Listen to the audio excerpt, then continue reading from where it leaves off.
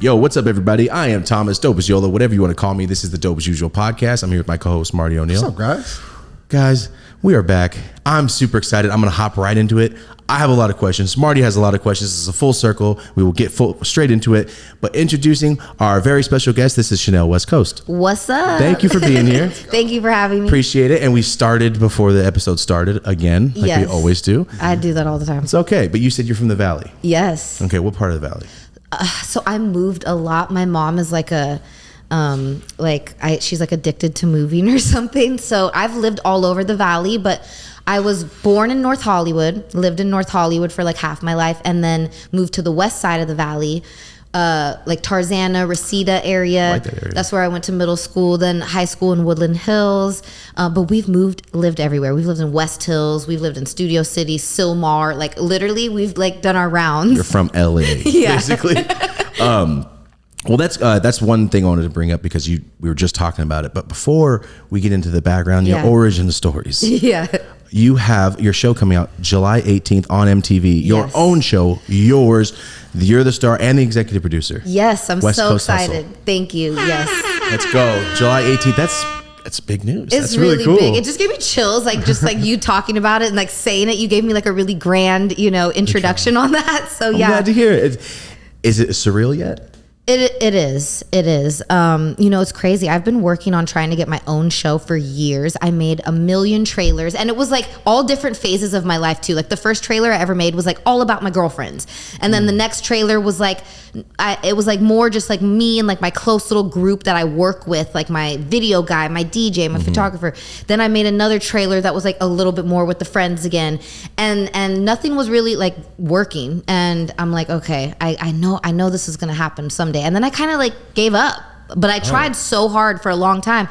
And then MTV came to me and was like, we want to give you your own show. And I'm like, okay, this is just like, I feel like the karmic energy of all of the effort I put in before coming back to me finally, As soon as you stop trying so hard, you're like, thank you. It's crazy how that happens. Like I joke about that even like with my boyfriend, how we met. It's like I'm one of those girls that's always been like, love romance. And it's like never could find it. And then as soon as I was like, I love being single, I'm good alone, then he falls out of the sky. And it's like once you're not trying so hard, like sometimes you almost like push things away, you know what I mean? Yeah, of course. It's like you're in the crowd, like shoot that shirt at me, fool. Right? You know what I mean? The time you don't care, the team sucks. I caught 4. I've read about that, like how people talk about the law of attraction. There's like the law of detachment, where things can come to you once you're detached from wanting them so bad. Yes. Kind of makes a lot of sense. And that's kind of what I feel happened. And it's funny too, because when I first was trying to get my own show, like I had a lot of crazy stuff going on in my life. Then I have a kid. My life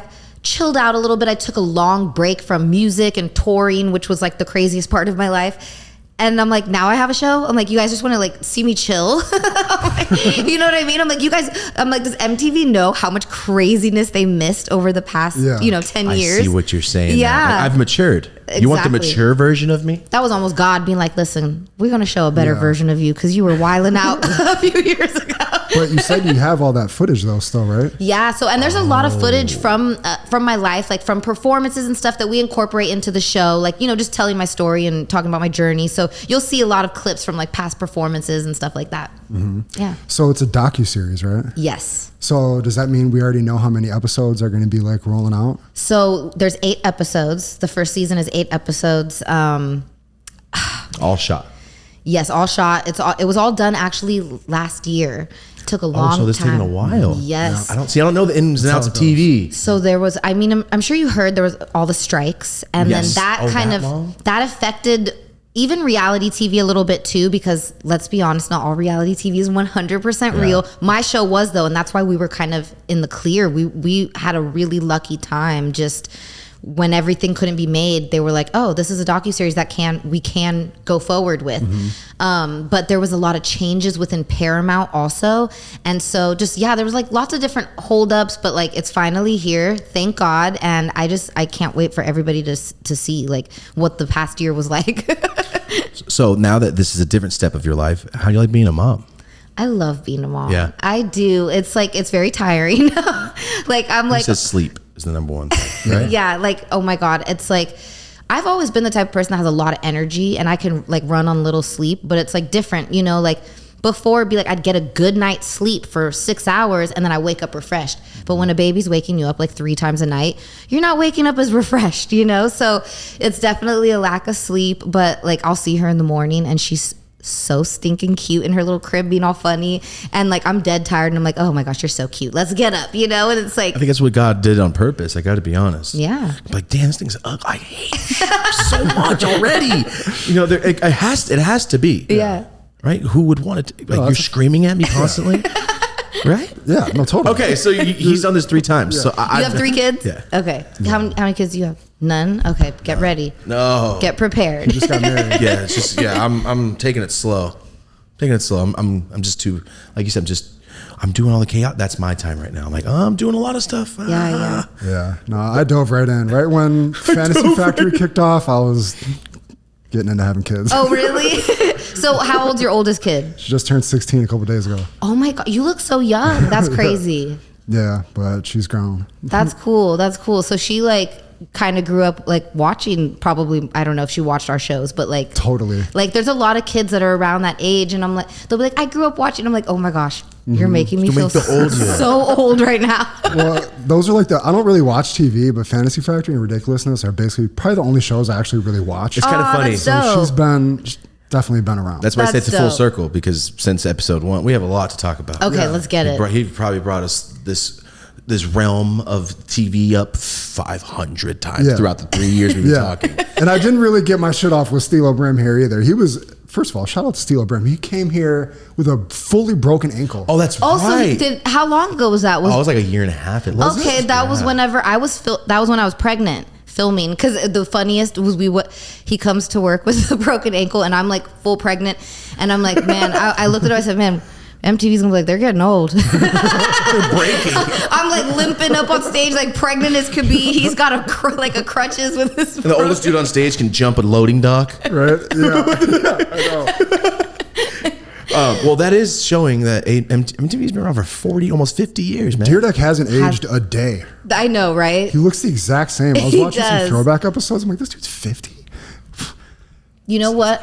He meditates a lot. I meditate a lot, but he's really into his health and just like, you know, everything. And I think that just like plays a big part in it. You know, a lot of people who are in the industry tend to, Rob doesn't party like that. Like he stopped his partying in like his 30s. And I think that, you know, that keeps you useful when you're not partying and when you're just like meditating and focusing on your health and fitness and family time. Like those things actually really do keep you youthful. He's really trying to like engineer his life to live to be like 110 or something, right? I know, it's funny. Did you say design your day? That's where you got it from? Yeah. He's so like practical for people just watching him on Instagram who might not know him from Fantasy Factory and all that. Like he's giving so much amazing advice to people on just like day-to-day stuff and entrepreneurial stuff. Yeah. I really appreciate that. That's dope. Yeah. I have a question about the meditation. I've tried it. I've got about 47 seconds in and went, I'm thinking about Beauty and the Beast. Right? Like, do you find yourself just going, why am I watching Full House? So like, what's going on? I can't meditate. Sometimes, but that's why like, you just got to find the right meditations. Like I found some really good guided meditation and there's like this one that I was listening to. It's deep. It's like you are a soul that chose. It's like you chose your. Yeah, it's like somebody talking to you, and it's like you chose where you're born. You chose your mom and dad. I'm not gonna lie. I finished the meditation. I looked at my mom like, I chose you. Yeah. I was like, I felt like, whoa. I felt powerful. Like I'm like, dang, I chose Feel her. blessed. But yeah, the ones that talk to you, because then it keeps you more in. You know, when it's just music or something, then you like are like, I'm doing this wrong. I'm in complete silence in the corner of my room. You need like a trainer telling you what to think. I'm just sitting with my eyes closed. I didn't know you could do music. Yeah. I don't know anything about it. Yeah, I don't know. But okay, so you have a guided. When someone's talking you through. Yeah, guided meditation. I need to try that. That's the one for you. I'm so bored. No, I get exactly what you're saying, because sometimes when it's just music, like I'll try that too. And, you know, even in like a yoga class or something, it's like next thing you know, I'm like literally like thinking about like a whole like business thing I'm doing. And I'm like, wait, I'm trying to relax right now.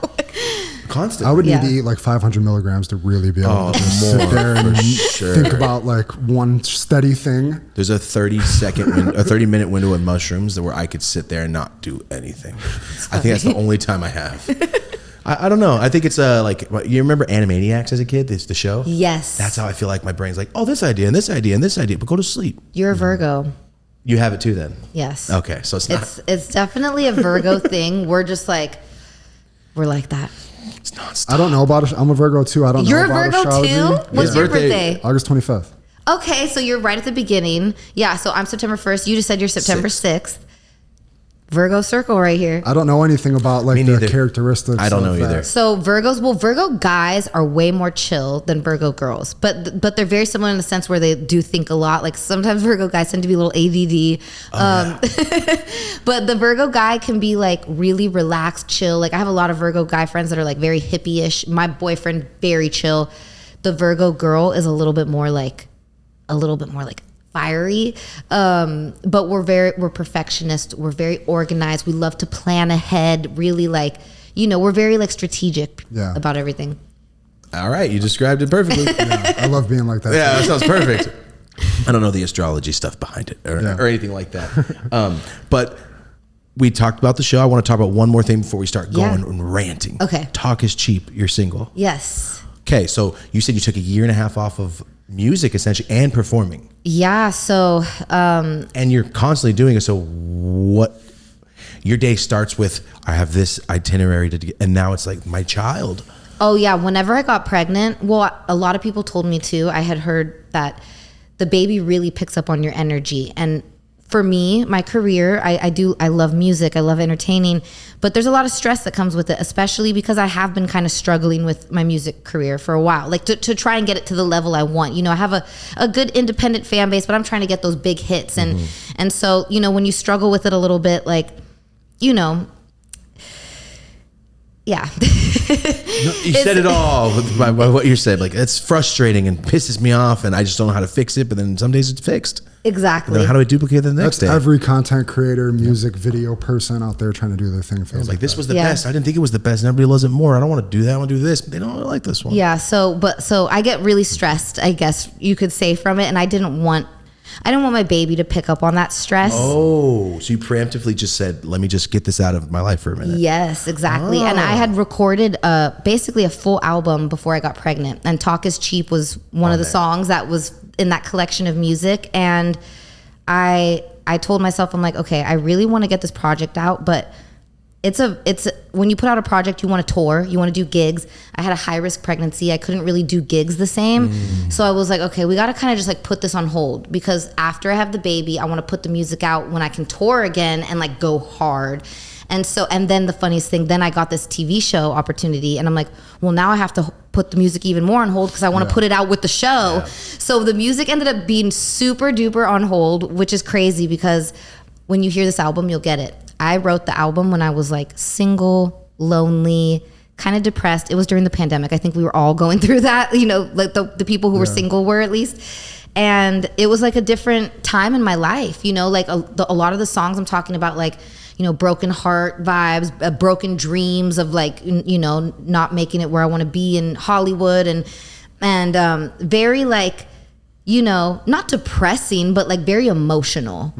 And more raw than anything. What? Like raw emotion. Exactly. Yeah. And so what's crazy is I'm like, my life is like a lot happier now. And so you're going to hear that album and be like, whoa, she was like in a darker place. But I want people to listen to that album and like kind of see my life now and be like, oh, like, dang. It. Exactly. She went from being sad and singing about a broken heart to like finding love and having a baby. And so this album, it's very much not like me now, but I want people to hear that part of my story.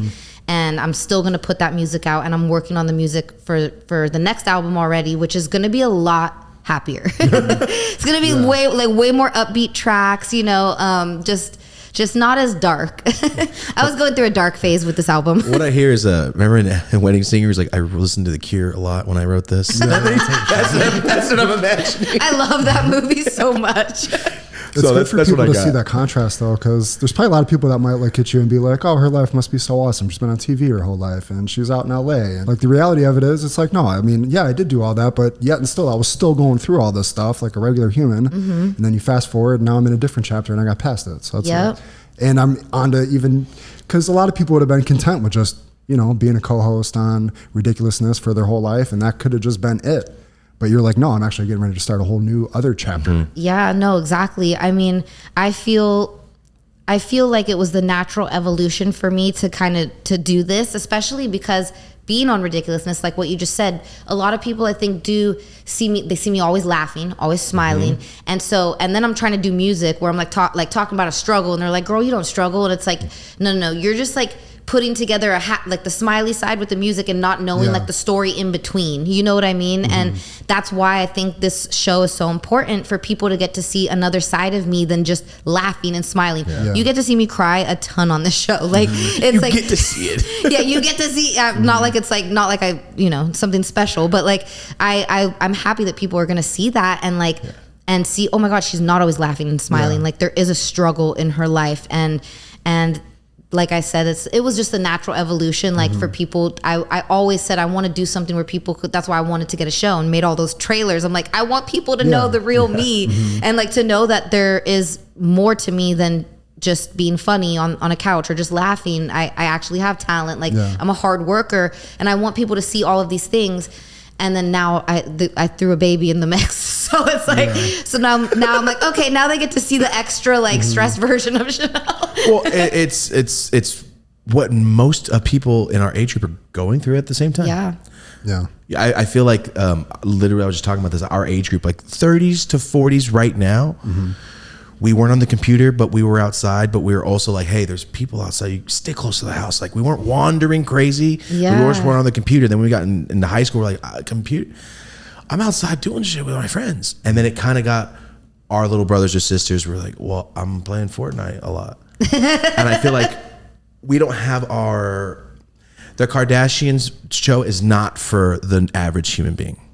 That is just like, that's the most upper echelon 1% of anything I've ever seen in my life. We're not going to see you getting up at 2 a.m. carrying your baby and going to the grocery store and then go to work and then go do a show and then make your music and go on tour. That's why I feel like this is a different layer of a reality show, because it's America knows you from that show. They know you. They don't know you. Is that how you say it? Yeah. Okay, no, exactly. They don't. MTV's been like, that's level. a great shot. Put that shot. That's a great shot. Oh, and trust me, it's like I look like the best version of my like on Ridiculousness. I'm sitting on a couch. I don't move, so it's like I look perfect at all times. Okay, that's great. I love that. And now, like, they get to see me right after having a baby, like way overweight. I got to preface this by saying I've already lost all the weight from the show. I'm like, oh my God, I look like I ate myself in this last season. But you know, I think that people don't like understand that it's like I am like sacrificing that perfectness to get.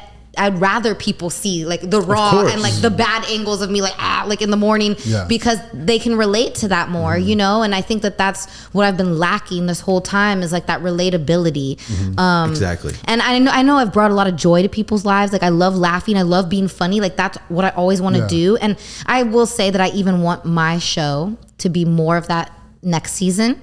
There was a lot of real life deep stuff that happened with my group of friends. You'll see. I can't give it away. I don't want to even talk about it. July 18th. It was July 18th. You got to watch, because there's a lot of deep stuff, and it was very emotional, and it was so real and happened in the midst of us filming last summer. So real like turmoil with your friend group is what you're saying. Yeah, like some real sad deep stuff happened, and we had to get through it as a friend group. And it was like while like we were filming the show, and I didn't think that something that heavy was going to happen. You know what I mean? I always envisioned my TV show would be like only funny, you know, like only funny, goofy. Like I'm not really like a drama person. Like my friend group were like not those type of people.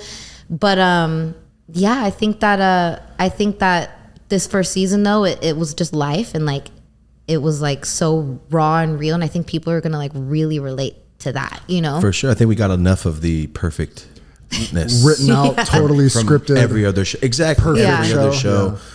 Like, you didn't wake up with makeup on. How many reality shows you woke up at 6 with makeup on? Yeah. You'll see me enough without makeup. I'm like, oh my gosh. I even told them, I was like, not again. I was like, we've done it enough days this season. I was like, I gotta put on makeup a few times. There's a point where you're like, on national TV, I don't know. No, I get it. Sorry, talk is cheap. Okay, so that's your first. It's like showing back. I'm back. Yes. Musically, I guess you would say. Yes. But you said the album is also completely done. Yeah, the album's completely done, and I'll be dropping it. What's the exact date? Oh my gosh. I think it's August 29th. That's the last episode of my show. So in the episode, we did an album release party, which in real life, it was more like the album listening party because obviously it's 2 filmed months in away. advance. But I'm like, Is it hard to get like, I'm so excited for 2.5 months from now? oh my gosh, no, it's like, well, it wasn't faking it. It's like, what's You're funny excited. is I had to rush getting a ton of stuff for the album done for the party we filmed when the album didn't even need to be done yet. Do you get what I mean? Yes. But I'm like, I have to film this because I know if I drop the album with the episode, it'll just So help much that better. much more. I'm independent, so I'm like, I will take any boost of attention that I can get. That's smart to try to piggyback it off the TV show. So you're fully independent now? Mm-hmm. Because I know me and Marty were talking about that at one point in time, which sounds insane, that you actually signed to Young Money and then left. Oh my gosh. So that's a really, really long story. I didn't leave. It's such a long story. I don't want to backtrack. Let's just say me and Wayne that's the homie. You'll actually see, he makes a little tiny cameo in my show. I love Wayne. He's the nicest guy ever. Like, he's so cool. And like, for him even believing in me at any point in my life is just like such a great feeling. Mm-hmm. But there was just some complicated things that I like can't get into. Like, I always say one of these days I'm gonna write a book. Mm-hmm. And I'm gonna go into detail about my life, because it has been so crazy to where like I need to write a book or something. Like, these stories are way too long to even talk about right here, right now. They need their whole own thing. Literally, yeah. So, but yeah, I have a BET award with Young Money. I was on the Rise of an Empire album, and that was crazy. Like, the funniest thing was, it's a lot of mixed up stuff. The summary. I didn't even know that I was like gonna go on stage with them. Like, I was at that BET Awards, and then somebody who I worked with from Young Money was like, "Oh, we're nominated for Best Group. So if we win, go up." And I'm like, "Wait, what?" I'm like, I barely got in the door tonight. Like, I'm like, what are you talking about? And next thing you know, I'm getting a freaking BET award because I was on that album with Young Money, and it was the best group. So I have that BET award sitting in my house, and I look at it like all the time, and it just says Young Money on it. So sick. BET Awards 2014. And I'm just like, yo, this moment is like why like I'll never give up, because Exactly. to say that I have a BET award, especially as a white person, Crazy. I'm like, that is crazy, It is the last thing on earth you think you're going to see when you walk into your house. Like, BET award, a Malcolm X bust, a golden bust. Right? Like, what is going on? I've always respected since day one how much you asserted yourself. Like, Thank you. No, I'm a legit artist. Anybody tries to slight you or any sort of like disrespect, like, she's the first one to actually like, and I grew up doing music too, so I know what that feels like when you got that fire in you and you're like, you must be motherfucking confused about who you're talking to. Like when Charlamagne did the shit on Ridiculousness, I love that. Thank you. You stood up and like, no, I'm not just gonna like be cool and let this pass. Like, I need you to understand, like, I am this person. Thank you. Yeah, I felt like I had to just stand up for myself, because what a lot of people didn't know about that incident was the reason why. So this is the funniest thing of how it happened. I was bitter that day because he had tweeted about me. The same day? No, like previously, before he came on the show. So how rude. Randomly tweeted about me that like I was whack or something, like, oh, like she thinks she's a rapper, or she's a whack rapper. So I can't even remember. It was so long ago.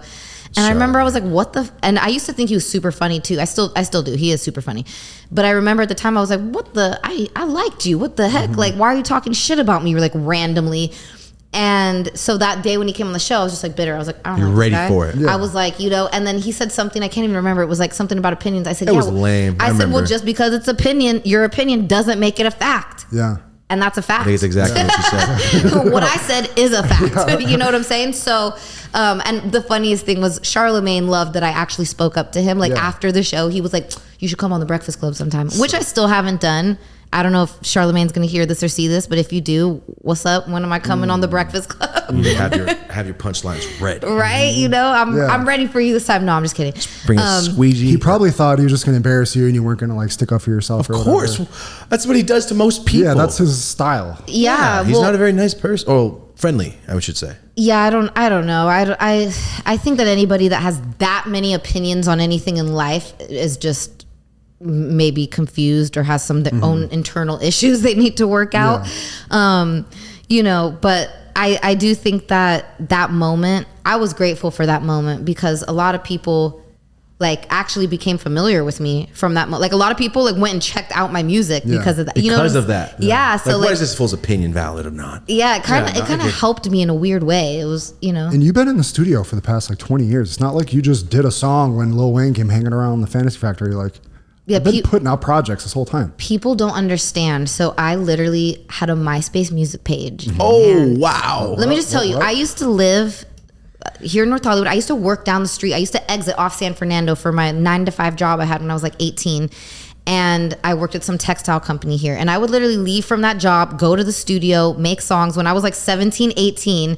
And when I got on Fantasy Factory, I got on there through, like I had met Rob and Drama and these guys like through my MySpace. Through the music? I'm telling you, this is like a whole, we need to write the book. Yeah. But yeah, through MySpace. Like. Wow. Me and her are so similar. It's ridiculous. It's exactly what happened with Marty, which is funny. Marty's from Marty's from Buffalo. Marty used to make actual music. Like he really makes music. And then he moved out here, started doing all the podcasts and stuff for big comedians. 10 years later, here we are. So everything you're saying, I've heard him go. I met my wife on MySpace. I was on there. You met your wife shit. on MySpace. That's But so his profile picture, I think most girls be like, who is this man? No, your MySpace picture was a straight, what do they call it? Got it. A thirst trap. A thirst There you trap. go, the trap. It was me at the G Unit office back in the day. That's what it was. Yeah, wearing, no, it was the G Unit one. But she's like, I saw the one, he's wearing $1 million in jewelry. Like Dickies outfit. In a Dickies outfit. Oh my God, that's so funny. Size 42. Wait, that's shorts. Literally, like that sounds like my life. Like wearing Dickies, like listening to G Unit, like that's my life. That's what I'm saying. You know what I mean? Like when I started rapping, I was like, Hate It or Love It. Yeah. Oh my God, that was my song. I remember bumping Hate It or Love It like on Great the way to song. the studio every Great song. day, Yeah. like just to get myself like in the like at that time I was listening to like, like Game, like Hate It or Love It. Like I remember I was listening to like Fabulous Free, Heavy. like oh my God, all the songs. Do you remember that song with Cameron and Kanye? The oh my God, you know what I'm talking about on Yeah, that it had the purple little album. sample in it. It's It like had the- down. Yeah, all That yeah, one. And I know like that was my like that era was when I was like, I'm gonna be a rapper. Mm-hmm. I don't care what anybody thinks.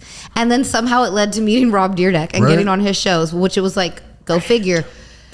But it's supposed to happen. Supposed to happen. It's supposed to happen that way. And look now, like I did this, I did that. Let's transition to something else. You want to hear something crazy?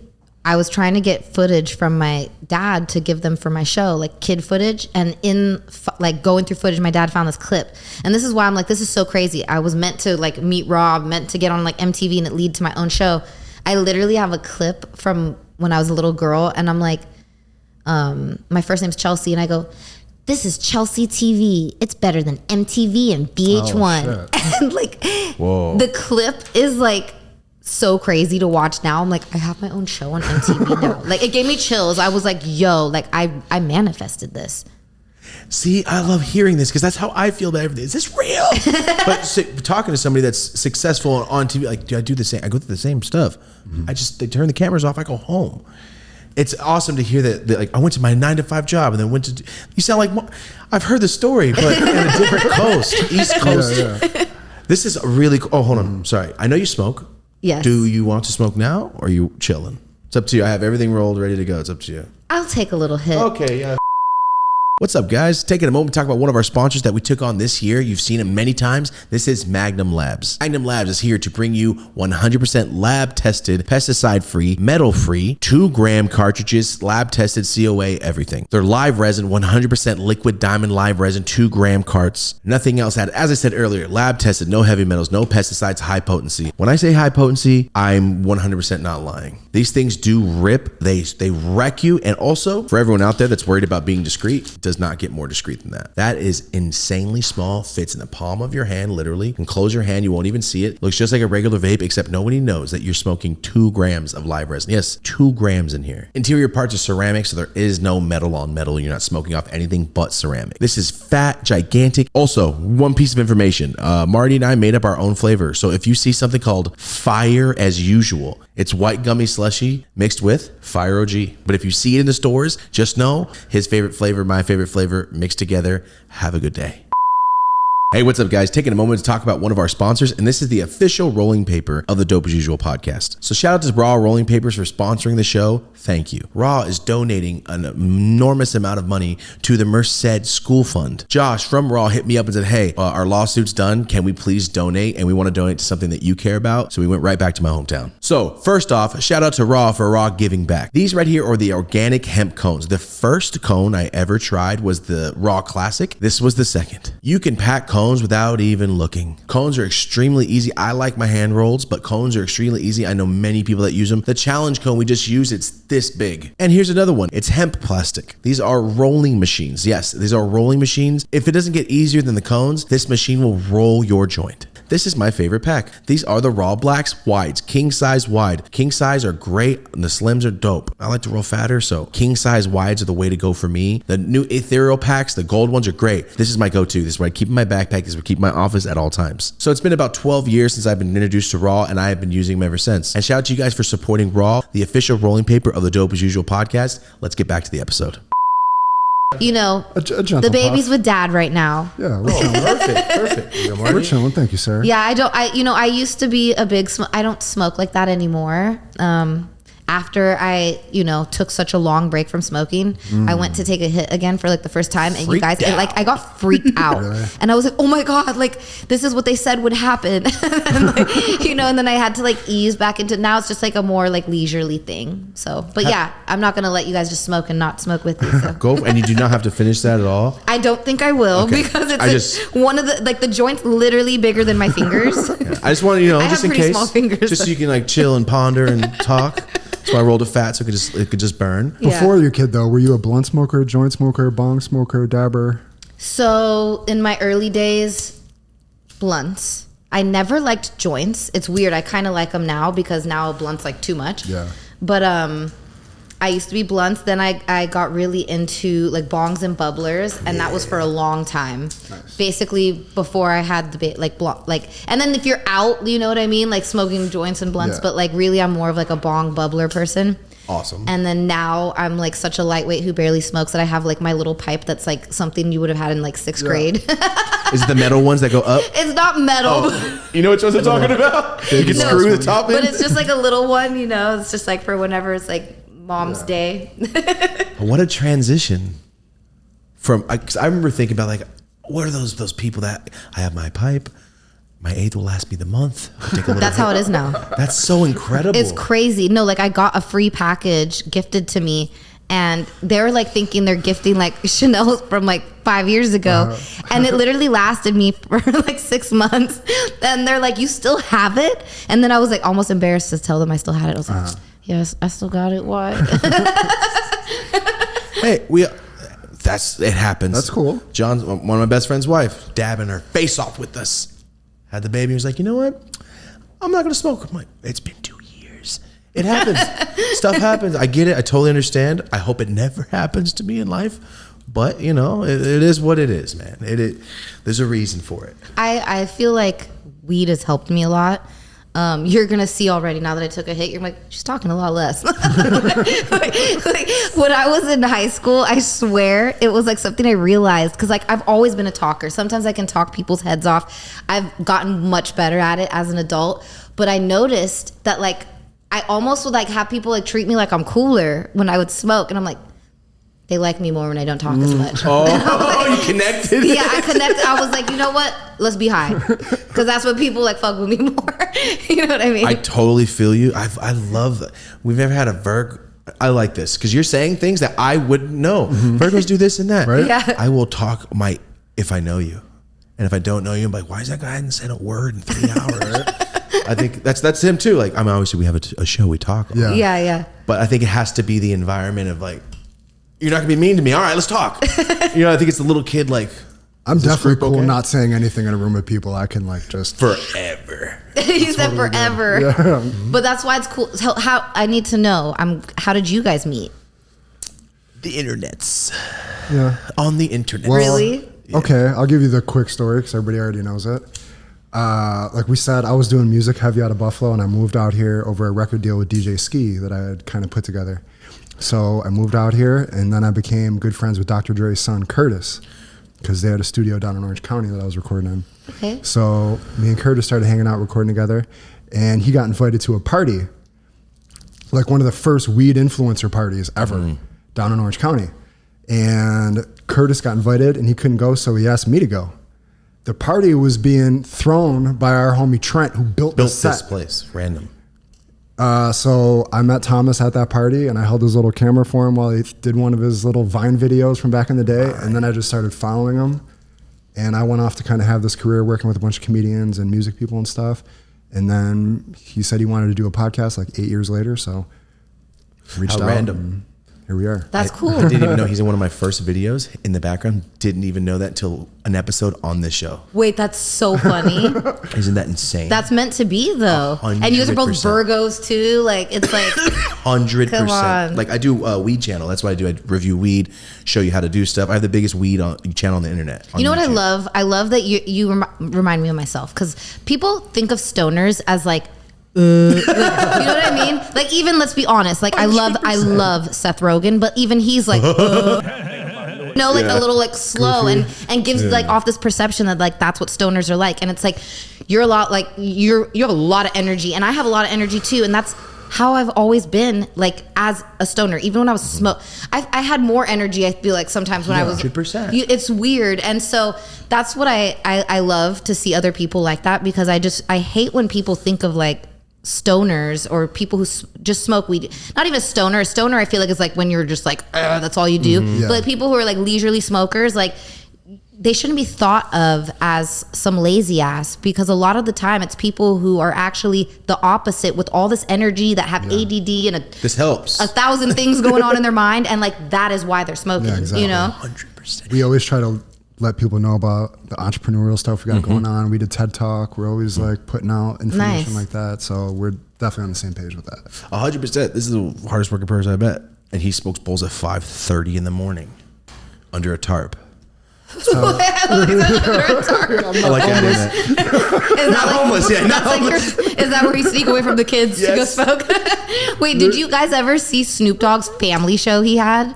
It was years ago. Family show? Wait, so listen to this. Box room with kids? So he had like a family show on E, and I watched, I can't believe it didn't go on longer. Like, I feel like they didn't market it enough or something. No, they didn't. It was called Snoop Dogg's Fatherhood, and I do remember that. it was on for only a brief time, and it was so funny. He literally had like this little mini like house shed that's like the tiniest little shed, but like, because it's like his family house, like he goes out to this little tiny shed to smoke. And they would just like show him like out in the shed with like smoke, and like you would just know like what he's in there doing. That's how it is. Dude, that's what I imagined, like, you know, parent life is like. You got to be a ninja with it, especially once they're cool until they're like 5, and then they start realizing shit, and you got to start being sneaky. Yeah. Or the shelf goes higher. Yeah. I remember when Emmy got older, he'd be like, I'm going to lock stuff up. Yeah, I got to start locking shit. Yeah, see, I'm not there yet. I'm all more power to you guys. I'm just waiting, because I know once it happens, I'm like, I got to smoke. I can't smoke in here. I feel too bad.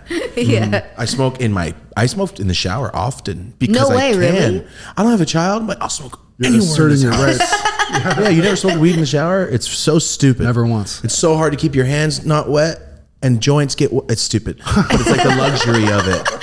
That's what I was actually just thinking of. Like, it's probably hard. That's Like, the worst. You have to do this. Because the spray just I've done it many times. It's really stupid. It's dumb. Now, what about back in the day, psychedelic, shrooms, stuff like that? So it's so funny. I just talked about this on Be Real's podcast. I've never been into that stuff, but I accidentally took shrooms for the first time by accident. A gummy. I was at a party, and they were on a pizza. No! And I came in the party What high serial with killer? the munchies, like, ooh, pizza. And I was like scarfing, dude. Like, literally I scarfed, like, and they were like those big slices, you know what I mean? Like from some like authentic, like Italian type pizza place. Huge slices. And I was like on my second one, and like a homegirl came in and she's like, oh, are you eating the shroom pizza? And I was like, what are you talking about? No. And she's like, oh my God, that one like has shrooms. And so that night we were on a party bus and we're literally, what I think, still moving. And I'm like, you guys, it's taking forever to when are we going to be there? And like somebody on the bus who was still chilling with me was like, we've been here. We've been parked in the parking lot for like an hour. And I'm like, I thought we're still moving. Like, I'm getting a flashback just talking about it. That sounds horrible. That does sound horrible. We're sitting still. It we're was here. like scary, you It's know? scary when you don't know it's coming. Yeah. Then you realize you're just completely disoriented and don't know what's going on. As she told you and you're biting, you're like, these shrooms are dry and not cooked.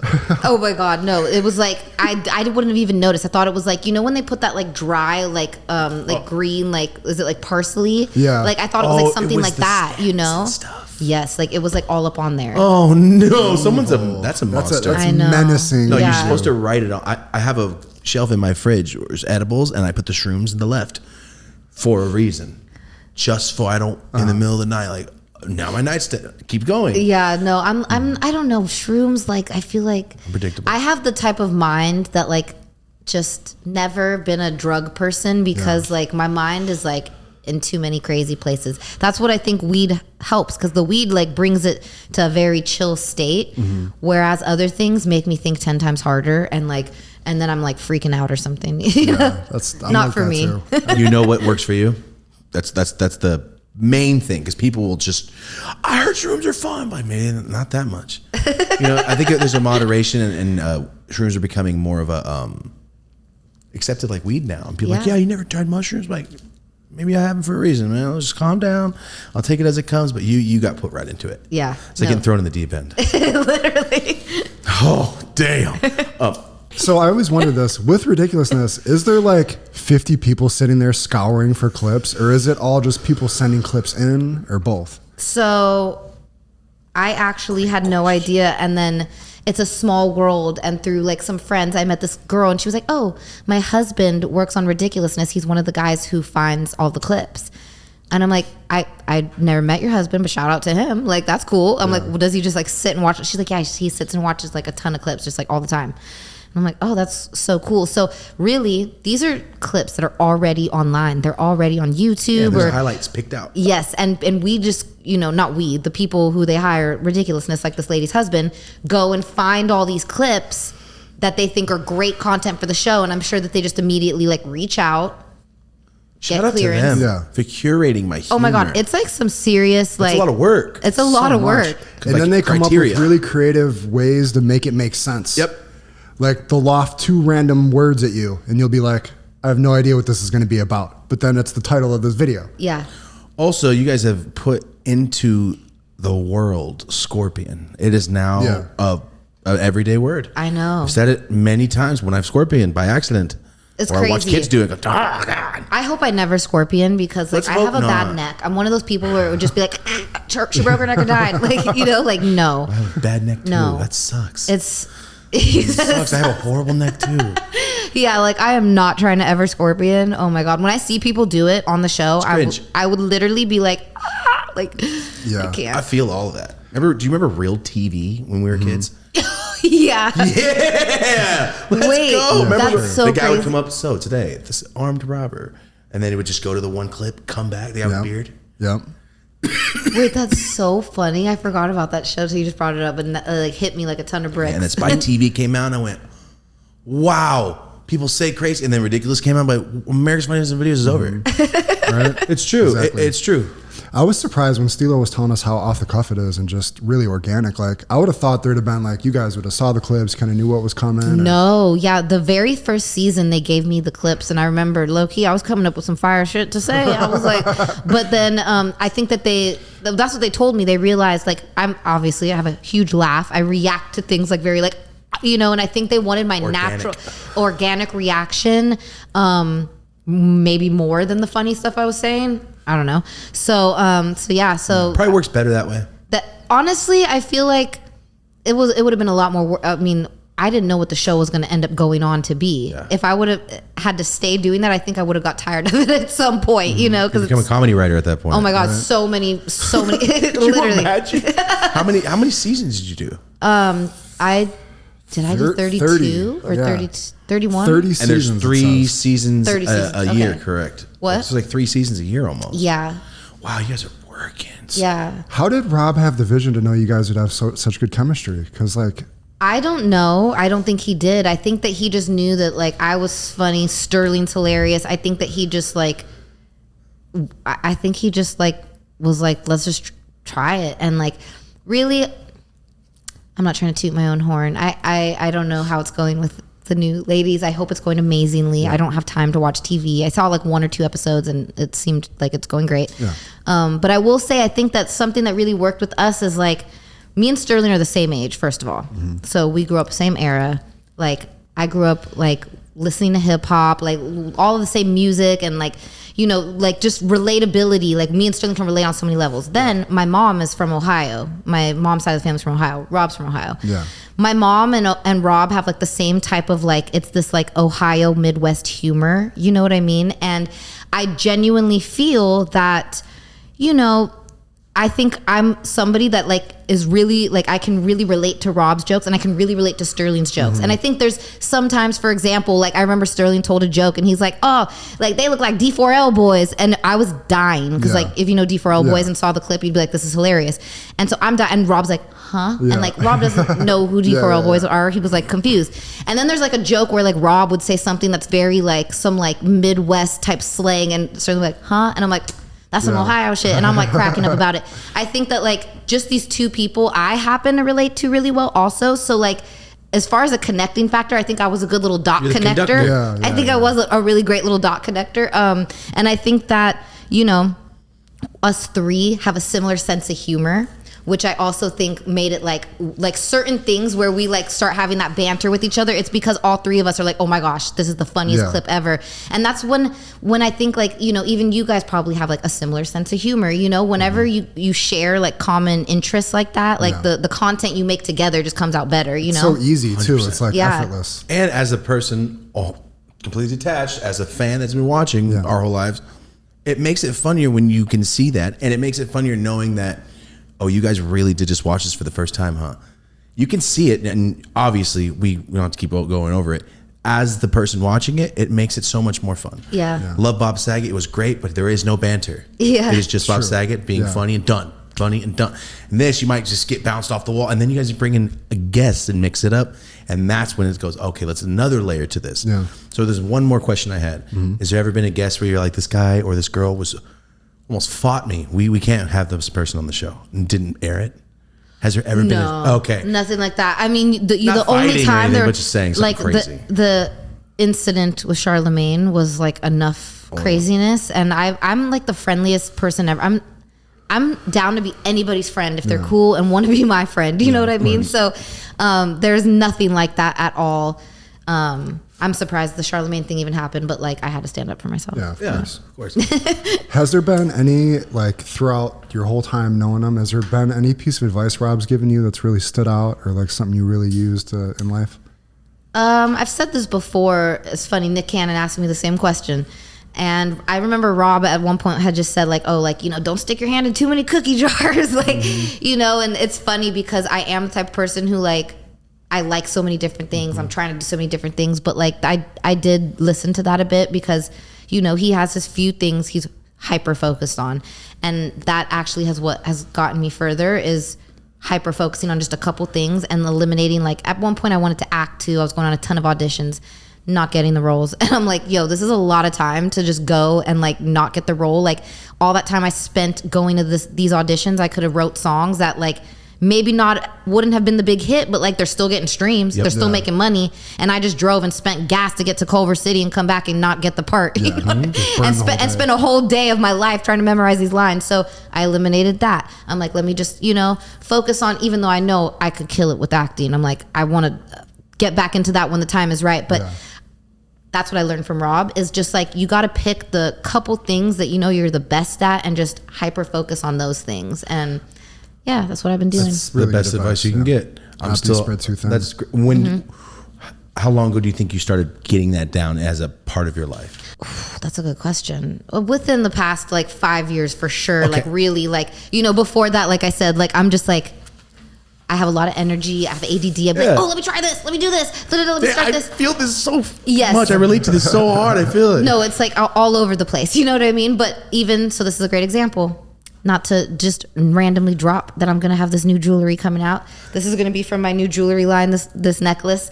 That's yours. You made that? Yeah. It's gonna be. The jewelry is gonna be under my swimwear line, Coasty Swim. But the funniest thing, like years ago, I was trying to do a jewelry thing, and I was like in the middle of touring, in the middle of filming Ridiculousness. I started doing Love and Hip Hop. I was doing way too much to like try and start the jewelry thing. Then I was like, let me put this on pause. Yeah. Now that I have Coasty Swim, something I spent a lot of time like building up, then I was like, you know what? I really like jewelry. I'm going to incorporate that with Coasty Swim now. And so now I'm doing it the right way, where I already have built something else that's like doing pretty well. And now I'm just like kind of sliding the jewelry in with that, you know? Smart. Coasty Cruise? Oh my gosh, the Coasty Cruise. That's canceled. No. Yeah. I was wondering about that.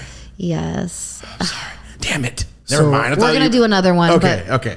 That was actually not my like production that I was putting on, and we were going to make it into the Coasty Cruise, but I don't know what happened, so that's not going to be happening. Sadly. So Coasty Swim for now. And then when is the jewelry drop? So the jewelry, we don't have a date yet, but it's going to be coming out through Coasty Swim. It's going to be all very cute pieces that go with swimwear. This is actually like our fanciest piece, probably. This is more like to wear like, you know, like at night or whatever with a cute outfit. But most of the pieces look like, you know, we have seashell earrings, like little seashell necklace, seashell bracelet. Like it pairs really well with the swimwear. So yeah, I'm excited. Yesterday at the pool, my friend Dave's wife was wearing this cool outfit and hell jewelry on in the pool. I never really see that except for movies where people are holding drinks on rooftops, you know? But I saw that yesterday. I'm like, I guess girls do wear jewelry. It's real, you know, accessories are like, they're really having their moment right now. So that's also why I was like, this is the time to get back into the jewelry, because accessories are at like an all-time high. Like if you pay attention, I know you guys are guys, but like, oh no, pay attention. Girls are like, it's all about layering the necklaces, Johnny layering. Depp-esque. Every hand's got rings. I'm like, I don't have rings on right now. That's because I have a baby, so like I don't wear them as much. But like that's what is really in right now, is layering the accessories. Talked about this with my wife yesterday. Like girls can wear anything and make it cool. And look at Aaliyah. She's wearing guys' clothes. That's true. Looks cooler than guys wearing it. Like you guys have so many options, man. I can't wear some of the stuff you guys wear. The best Nikes at Foot Action every time. Like, can you have this? Like, those are women's shoes. Of course they're women's shoes. You know? Coolest colorways are always girl stuff. That's so funny. Yeah, so the accessories, this is the perfect time to hit it. And I feel like people are getting out of the pandemic. Oh, just stay in. It's summer. Like it's summer right now. I'm about to be in Vegas. I guarantee you there's going to be 60 gold bracelets on every girl's arm and they're going to be in the pool. Yes. That's just life is coming back, I feel right now. Yep. Yeah, people are getting happy and excited again. Oh, life is back full force. And what's crazy is I feel like I'm like not fully there yet, because I wasn't a homebody before the pandemic, and I've never found myself at like more times than now being like, we don't need to go to that event. We could skip that one. Let's just chill at home today, pool it, you know? Yeah. And I think that I almost got conditioned from the pandemic time to like, just like, I like chilling at home a lot more now. It's weird. That's right? where I'm at too. I had to remind myself like, oh no, I like being out in the streets, getting shit done and kind of moving around a little bit. I forgot that was me. Dude, same. Like, it's like even coming to do this podcast today, like I'll come to, to do these things, and I'm like, I miss when I was literally doing something like this every single day. And the pandemic shut that down. Like after the pandemic, it was like the funniest too. Like I'm like all this press for my TV show, and I'm like, oh, I'm thinking I'm gonna have to be like flying back and forth to New York, and they're like, oh, it's like a whole Zoom like radio tour, and I was like, dang, the pandemic really changed shit. And I was like, I'm not going to anybody in person. It's like all on Zoom, and so it's like it really did, life changed. It's like, you know what, you're right. The last 3 business meetings I had were on Zoom. Yeah, it's like, remember, like you used to like literally meet people. Lunch meeting. You'd write off a million lunches. And you would hate to go, but now you're like, I'll go to a lunch meeting, I guess. Exactly. Just get out of the house. Yeah. Or when you like say it's Sunday and you're like, all right, I went to farmer's market. I'm already home. All right, I'm home for the day. I want to just take a lap, I guess. Yeah. Yeah, I feel like it's summer and everybody went back to school. I'm like, well, I guess I'll go back to school too then. There's nothing to do. That's how I felt yesterday. You only got a little bit of time till it's like, I don't know if do they have school buses in LA? Where have you been? Yes, they do. No school buses in I live in Orange County. We don't have school school buses. So we got to drive the kids back and forth. And then you start adding in sports and all kinds of other stuff. They don't have school buses there? There's no bus in his town. There's no school buses for any of the schools where he lives. I thought he was lying. It doesn't make sense. That's so crazy. So they have all the parents descend on the school twice a day and form a giant like traffic jam in the neighborhood. And it's all the schools. It's That's wild. I remember I took the school bus like for a few years, and then I took like the MTA bus mostly. Our school buses were brutal. They were throwing shit at the driver. It was the driver was always pulling over and threatening us. Oh, that's happened a few times, but not for throwing stuff. Just for kids fighting. Yeah. Yeah. Every time I think I'm like I said, told you I'm from like the druggy part of the valley, the Central Valley, not the valley here. Not this valley, from Fresno. Yeah, that area. And every time I think about bad schools and this, I'm like, oh, it's bad. And then he tells me about a story from the Buffalo, and I'm like, you guys are horrible. The stuff you guys say, like, you would have got kicked out of school here. You know, that's an everyday thing over there. Oh, us Really? California kid, the bad kids, we're nothing compared to the East Coast kids. School bus driver? You never thrown on that school bus driver, neither have I. Hell no, but you know what though? I think because LA traffic is so crazy, like nobody throws shit in traffic like that here. Do you know what I mean? Like that's like a middle of like where that's like Buffalo. There's like a little less people. You know, it's like I've done a few gigs in Buffalo. Actually, I have like a poppin' fan base there. Nice. Yeah, I've done like 3 gigs, and it's so funny every single time. Have you seen Niagara Falls yet? I'm like, no. I'm always like in and out so fast. I don't have time to go see it. Niagara Falls is underwhelming. It is. That's a big ass waterfall. That's a big waterfall. I don't know. I feel like it looks crazy. I'd be scared to. Like, it's cool to go to the Canada side. The New York side's ghetto as shit. Oh, really? The Canada side's like a really clean little Vegas. Okay. They got it together. I've only seen it from movies. Oh, I know nothing about the East Coast. It's only a half hour from Buffalo. Okay. Yeah, see, that's why I'm saying every time I come there, people are like, you got to see Niagara Falls. And I'm like, I don't have the time. Can I bust out the throwbacks real quick? Do it. All right, so I told you I was like a mixtape rapper coming out of Buffalo. That was my whole thing. Yeah. But I had a graphic design. I was a freelance graphic designer too. I had a business called Drastic Graphics. So I was kind of like, I would trade people graphics for studio time. I was like leveraging the graphics constantly. And then I got a job doing debt collection. So I was a bill collector for a stretch after I had a kid. This story. Okay? You're like, this is random. No, it sounds random. But when I was the bill collector, I could look up people's information. So as a rapper, that meant I started building this Rolodex of producers and everybody's phone numbers and their mom's number. Like I had this whole list that I started building of like people to reach out to with my music. Wait, I'm like, are you allowed to be admitting this right now? Because I This feel like is you all a can get in very trouble. long time ago. Okay. Over a decade ago. But that's, wait, so like how would you find, like, Oh, just wait. So like I'm talking about, I had everybody's And their information, grandma's number. Because when you're a bill collector, they train you like if you're trying to get somebody on the phone, you might end up having to call their family and their relatives or job. Like so, I knew how to try to get people on the phone, but I was just genuinely trying to pitch my music, and it was kind of like working. Like I got a lot of people on the phone like that. Isn't that insane? But I made this whole campaign at Dyrdek at one point. Not even like he had anything to do with music. I looked up to Dyrdek so much That's that so funny. I didn't know if like I was trying to get a record deal or some shit from him, but I was just trying to get his attention. But then he had a clothing line called Make Your Own Luck for a very brief stint. And he did a t-shirt design contest for Make Your Own Luck. So I was like, this is my chance. so I made a Make Your Own Luck t-shirt design. And I made a bunch of other graphics too, Fantasy Factory graphics. But then I took it a step further and made a music video called Make Your Own Luck with me and all my homies back in Buffalo. And we put that out. And then Rob favorited it on his Twitter, which was dope. really cool. But I just wanted to bust these out for you real quick because this is just a legendary moment having you on the set here. Just thinking back to all these days. Come on, we're talking 2008, 2009. That is so funny, this picture. I can't. Come on. Jesus. I look like a little baby. How old were you when you started the show? Like 18? No, I was 20. I've always looked really young for my age. So like people literally thought back that the funniest thing is people thought I think I was like 14. And I'm like, why would I be working here at 14? Exactly. Yeah, they that's wouldn't true. let me in. Because you actually worked there, right? Like the receptionist, or was that just for the show? It was just for the show. Oh, okay. And so That's what's funny. Like the funniest things, like sometimes I'd be chilling at the desk because like I would chill there a lot, like waiting like for like my scene or whatever, and like UPS would come in like, hey, can you? I'm like, I guess I can. I'm like, all right, sure. Like, and then I'd be like, bring the packages upstairs. Like, hey guys, you got some packages. Like, just organically became the receptionist. yeah, like I just like kind of did. Like at some point, no, there was a real receptionist upstairs, but like it was for the show. Really, like I was like acting. I think what Rob thought was funny because. The guys had told me like they were looking for a girl to be on the show before they had asked me, and I was trying to rap, you know what I mean? And they were looking for a girl to be the receptionist, and Rob, being the fucking nickname God, was like the rapping receptionist. I already know. I'm like, because the first day I went to go film Fantasy Factory, I'll never forget the one producer, Lindsay, comes up to me and she's like, "Oh, are you the rapping receptionist?" Ooh, and catchy. I'm like, this is like the first thing I heard. I said, I don't know. This sounds cool. I was like, I guess that's me.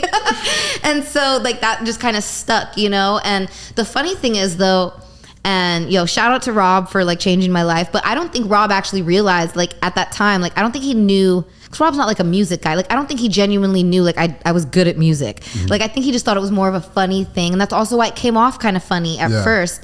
But yeah, no, like it was for real. they put a studio, because I remember Drama had a whole run as a producer there for a short stretch, and they put a studio in the Fantasy Factory, right? Was there any legendary sessions that went down? Oh man, I mean, I wouldn't be there for as many of those because that was Drama's studio. But I do remember one time being there when Justin Bieber was there and like watching Justin Bieber like literally make a beat, and I was like, this kid is so talented. Oh, that's interesting. So talented. Just music, like an actual musician in the studio. Yeah, like I do remember that, and just watching him kind of making a beat, and I was like, dude, this kid can make beats too. Like, yeah. So there was a lot of legendary times though at the Fancy Factory. Like Rob used to throw the sickest parties, like for Monster and charity stuff, and there was always so many cool people coming there. Yeah, there was you guys used to have like guests come in, right? Like I remember Lil Wayne was coming through. I remember they had Nipsey Hussle on a skateboard in there. Like, I wasn't there for a lot of the people who came through because a lot of people come to hang out like when I wasn't there on the weekend. I was like there for the show. You know what I mean? Yeah. So yeah, I missed all the cool shit. But it's so funny. Like Wayne came there first, and he was, chilling at the factory, and I heard he had like asked about me, and like. About like a year later, I end up through other people getting introduced to Wayne and starting my whole Young Money journey. So when you met him, did you have what happened? Let me just tell you guys, this is a really funny story real quick. So I was at the Zoomies 100K event. Have you heard of that before? It's like this big thing that Zoomies, the store, does. It's called the Zoomies 100K, and it's where they invite like all of their workers or whatever who are like their top sellers and stuff like that. And they have like a big performance, and it's up in the mountains in Colorado in like this like ski town. Okay, then yes, I have heard about this. It's this like really dope thing that they always do. So I used to have a clothing line called LOL Cartel with Zoomies. Actually, this might even have been before LOL Cartel. Why the hell was I there? Oh, maybe I was there with Young and Reckless?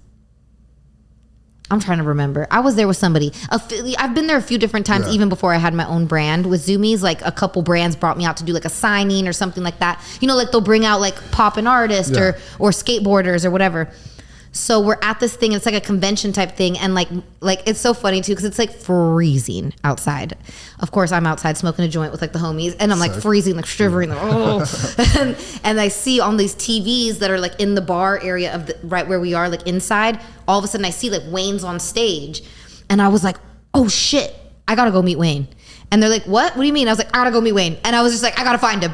And I'm like determined at this point to like meet Wayne, right? So I literally run to the back like stage area, and the security, I literally just say to him, I go, "Oh, yo, I'm with Wayne." And he's like, "Nah, like you gotta And then he's like, "Wait, are you Chanel West Coast?" And I was like, "Yeah." And he's like, he's like, "You with their crew?" I was like, "Yeah, I'm with them." I just lied. I was like, "Yeah, I'm with Wayne's crew." And they let me go back, and I had forgot my jacket like back where I was. They let me go back, and I go all the way like through this crazy hallway, and then I get to an outdoor area again, and I'm like, "Oh shit, I don't have my jacket," and I'm like literally in like a t-shirt, like freezing to death, and they're like, "Oh, so just tell Wayne it's you." I was like, yeah like, okay. And so and Wayne was like, "Oh, like bring her in," and so at the time I was signed to Polo to Dawn, who your music, who Polo is, a big producer. And so I told Wayne that. I said, yo, Wayne, like, so nice to meet you. I was like, I'll be honest, I just told the security, like, I was with you, like, you know, whatever. I was like, I just wanted to meet you. And he was like, oh, what's up? And I was like, yeah, you know, like, I rap, right? And he's like, oh, like, you rap for real? And I was like, yeah, like, I'm signed to Polo to Dawn. And like, I remember Wayne's face was like what? Like, cause Polo's a legend. Yeah. And so then I think I like got his number or something. I took a picture with him, posted it. That was my very first time meeting him. Like a year later, I got introduced to Wayne like through his management, and they were like, oh, like we want Wayne to like sign you. And yeah, it's like, dude, yeah, I need to write this book, because let me tell you, I could go on and on with the craziest stories. I tell my boyfriend stories sometimes, and I could tell he's just looking at me like, dang, she's like had a lot of crazy shit happen. Persistence though, like, yeah, I'm with him. That led to so many other things. Yeah. It's like, what was that movie, Almost Famous? I love yeah, I'm movie. with the band. He's writing all that. It's almost like that. Just keep going. You're good. Exactly. Just go for it. Literally. I like, love it. Like how I was like, yeah, I'm with Wayne. Just let me in. I'm like of course you are. That's how I've always been, though. But as soon as you went through, like, oh my God. I did that. I did that even the first time I met Rob. So I knew Drama and Big Cat first, like as like homies or whatever. I literally lived like across the street from Big Cat. And I had heard Rob was having a birthday party at some club, and like low key, I was like, these guys aren't gonna invite me. They're little haters. You know? I was like, I gotta work my way in this party. And so I wasn't even 21, and I remember I was like, I need to get a fake ID. I want to go to this party, and like, right? I got a fake ID, went to Rob's party, and I remember I met Rob, and he was like, he knew about me through Big Cat and Drama, and he was like, oh, you're the little rapper girl, and I was like, you know that I rap? I was like honored. And yeah, it was just really funny. Where'd you get the fake ID? Sorry. I don't even know. I don't even know. Like, I got it from like a friend. Your friend is connected. Because even when I was young, I was like, where do you even get one? Who do you ask? Computers. I don't really know a guy gets weed. Yeah. I don't even know how to get fake ID. That reminds me, though. That's where I was going with that story, because I ended up calling Big Cat and got him on the phone. Oh my God, that is so. That's why I was like, you left something. I started calling people that I could find, and I got him on the phone, and he was like, "How'd you get this number?" I'm like, "Okay, don't worry about it. I got this press kit that Dyrdek needs to listen to. I got this music video called "Make Your Own Luck," and I broke it all down to him. And he's like, okay, man, I'll tell him, I guess. All right. Wait, that is so Isn't that insane? But it is borderline insane. I'm not going to lie. This is a long time ago. That's like another level of it, but I respect it. You got to be aggressive and confident. I do respect it. Yo, let me just tell you, I love that you just said that, because aggressive, no, forget aggressive. Assertive is the word I like. Assertive and aggressive confident. People take like too like offensively. Assertive, you got to be assertive. You have to like make your point clear. You have to really just like sink your teeth in, you know? And I was like that too. Like I remember back in the day, I was like looking up like magazine editors from Maxim, trying to like get in contact with them. And I had even told Rob, and that was how it led to me doing my whole Maxim thing. He's like, wait, he literally was like, wait, are you stalking down Maxim editors online? I'm like, yeah, why? Yeah. Like, and that's how I thought, you know?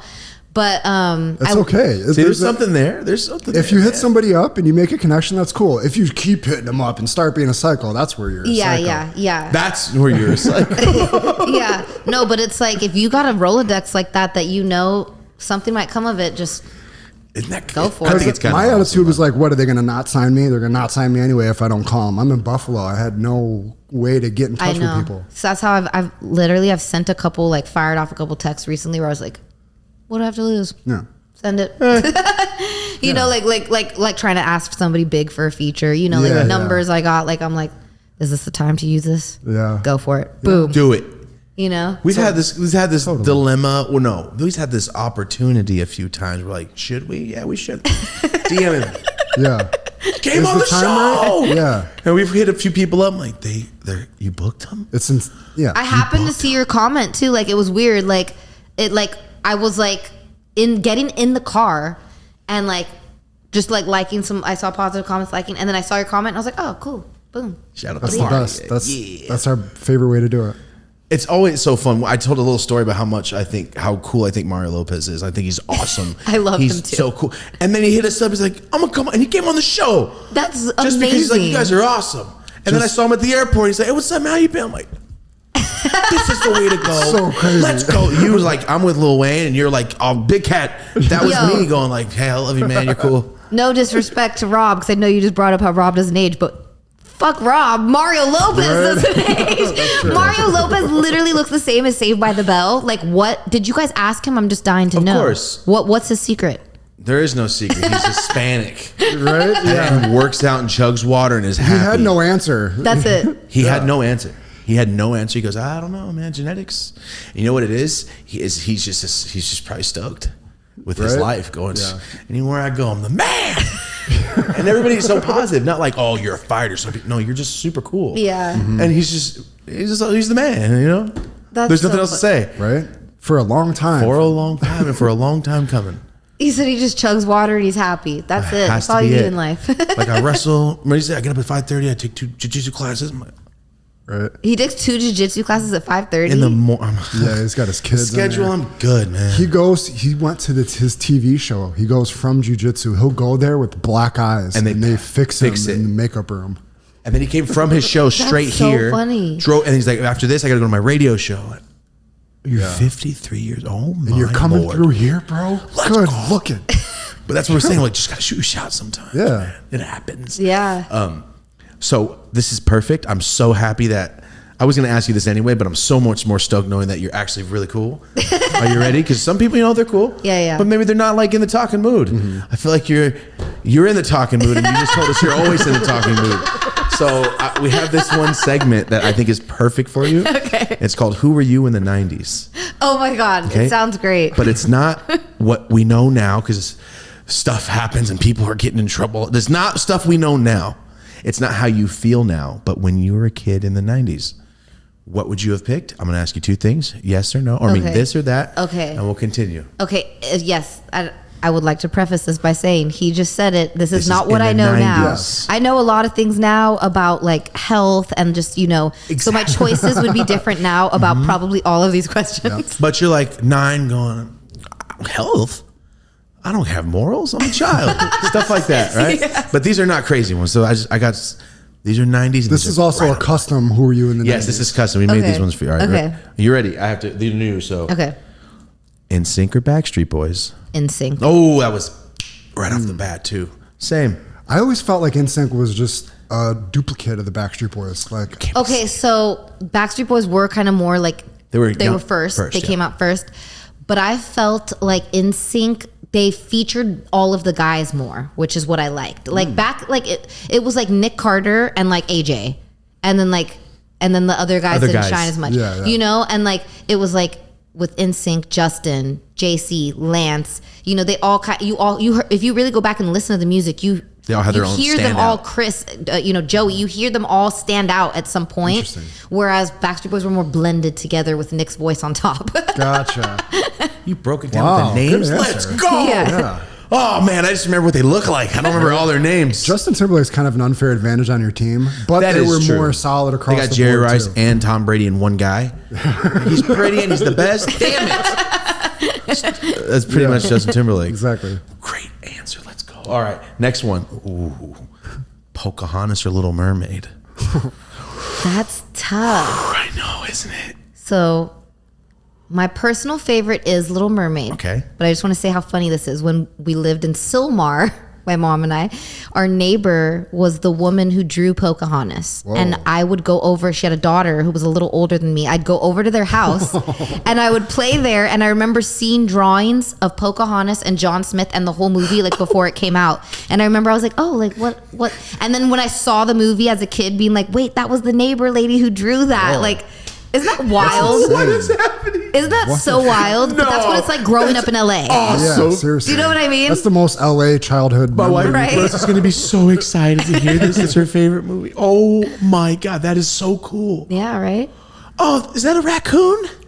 Oh, it's John Smith. Oh my God. See a talking tree? Have you seen the videos of the ladies in like the Disney factory drawing all the In the Disney frame by factory? frame? Oh my God. Wait, that doesn't sound good. What do you work at the Disney factory? What do you make? Just drawings all day. Frame by frame. Sounds like a Space Jam. And you'll be playing kids all day, one-on-one. Remember he's chained to the thing? Yeah. That's what that sounds like. Another Disney It might have been movie, like that. The Disney factory's about that. Wow. Pocahontas backstory? I know, right? Crazy. Wow. How cool. That's an exclusive. Yeah, growing up in LA, huh? Come on. Sick. All right. Wow. All right. Another great answer. Next one. This might be the hardest question. Okay. TLC, Spice Girls. Because we grew up in the era of Spice Girls. My first concert ever was the Spice Girls. TLC is still here cracking in LA. though. So are the Spice Girls, man. Are Dude, they? that is like, It's that's too like hard. maybe like the hardest question I've ever had to answer. When I wrote, I went, ooh, I can't wait to ask her this. So, okay. Spice Girls performed in the 4th grade talent show, and at that moment, you guys, it might as well have been the Grammys. I was like, I'm doing this. Were you sporty? No, I was ginger. Ginger, with some all red right. hairspray. Because I had a friend who was blonde, blue eyes. She was baby. She stole baby right away. And then we had a real sporty friend who was able to do a million flips. Instantly, I was like, you're sporty Spice. You're going to end it with doing some flips. That was part of my choreography I came up with. Literally, listen to this. On high C, yeah, hold tight. Remember that line?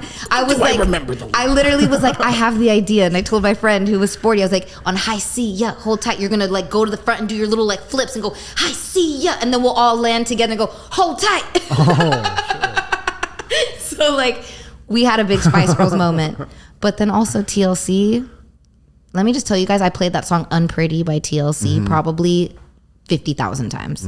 It was like my song as a little girl. I was like a little bit of an ugly duckling, and I was like, that Unpretty song just like made me feel like I could shed a tear right now. It was like it was like that song that made every little girl just feel beautiful, you know? Yeah. So like that's the toughest question. I feel like TLC has iconic albums Yes. and real like, whereas Spice Girls was kind of more little, for kids. Yes. almost a one-hit wonder too, right? Like, No. Oh, no. They had several hits. They made a whole movie out of their hits like Sgt. Pepper's, bro.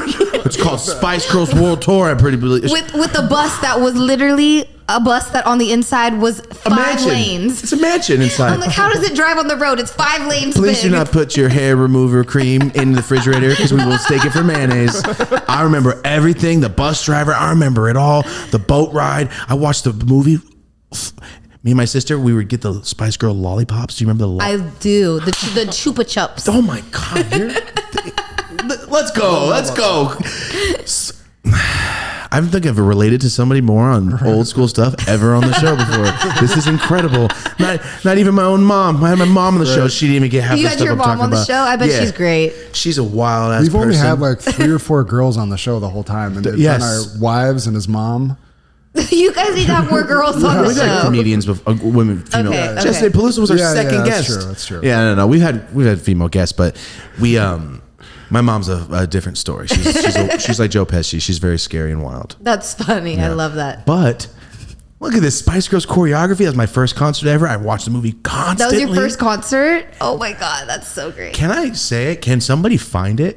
Do you remember the song Naked? Of course you do. The song Yes. Naked.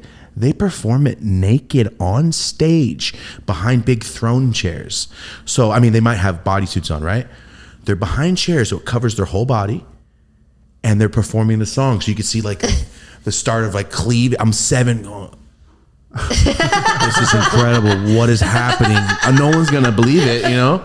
My sister's extremely gay, so she wanted to watch Spice Girls. I thought she was just in love with the same girls I was in love with. And then we went, and she's over there doing the same thing. Whoa, and I'm just whoa. They're doing the song, and I don't know how this is not on the news. They're naked. That's so, I don't remember Pasha's that. nipple popped up over the chair. The whole crowd went, oh. And I don't know how this wasn't like on the news of some kind. I don't remember that. It's your nipple. I remembe Ginger was on the cover of Playboy though. Ginger was every And that grown was, like, guy's wild. fantasy, and every younger guy. It was like a Captain Planet of girls. It's like, yo, what do you do? I do this. What do you? It's like the A-Team. Yeah, yeah. God, I love Spice Girls. Yeah. Man. All right. Well, you did the choreography, and you can't pick. TLC is like, oh, you're going to win every time. It's like a tie. It has to be on that one.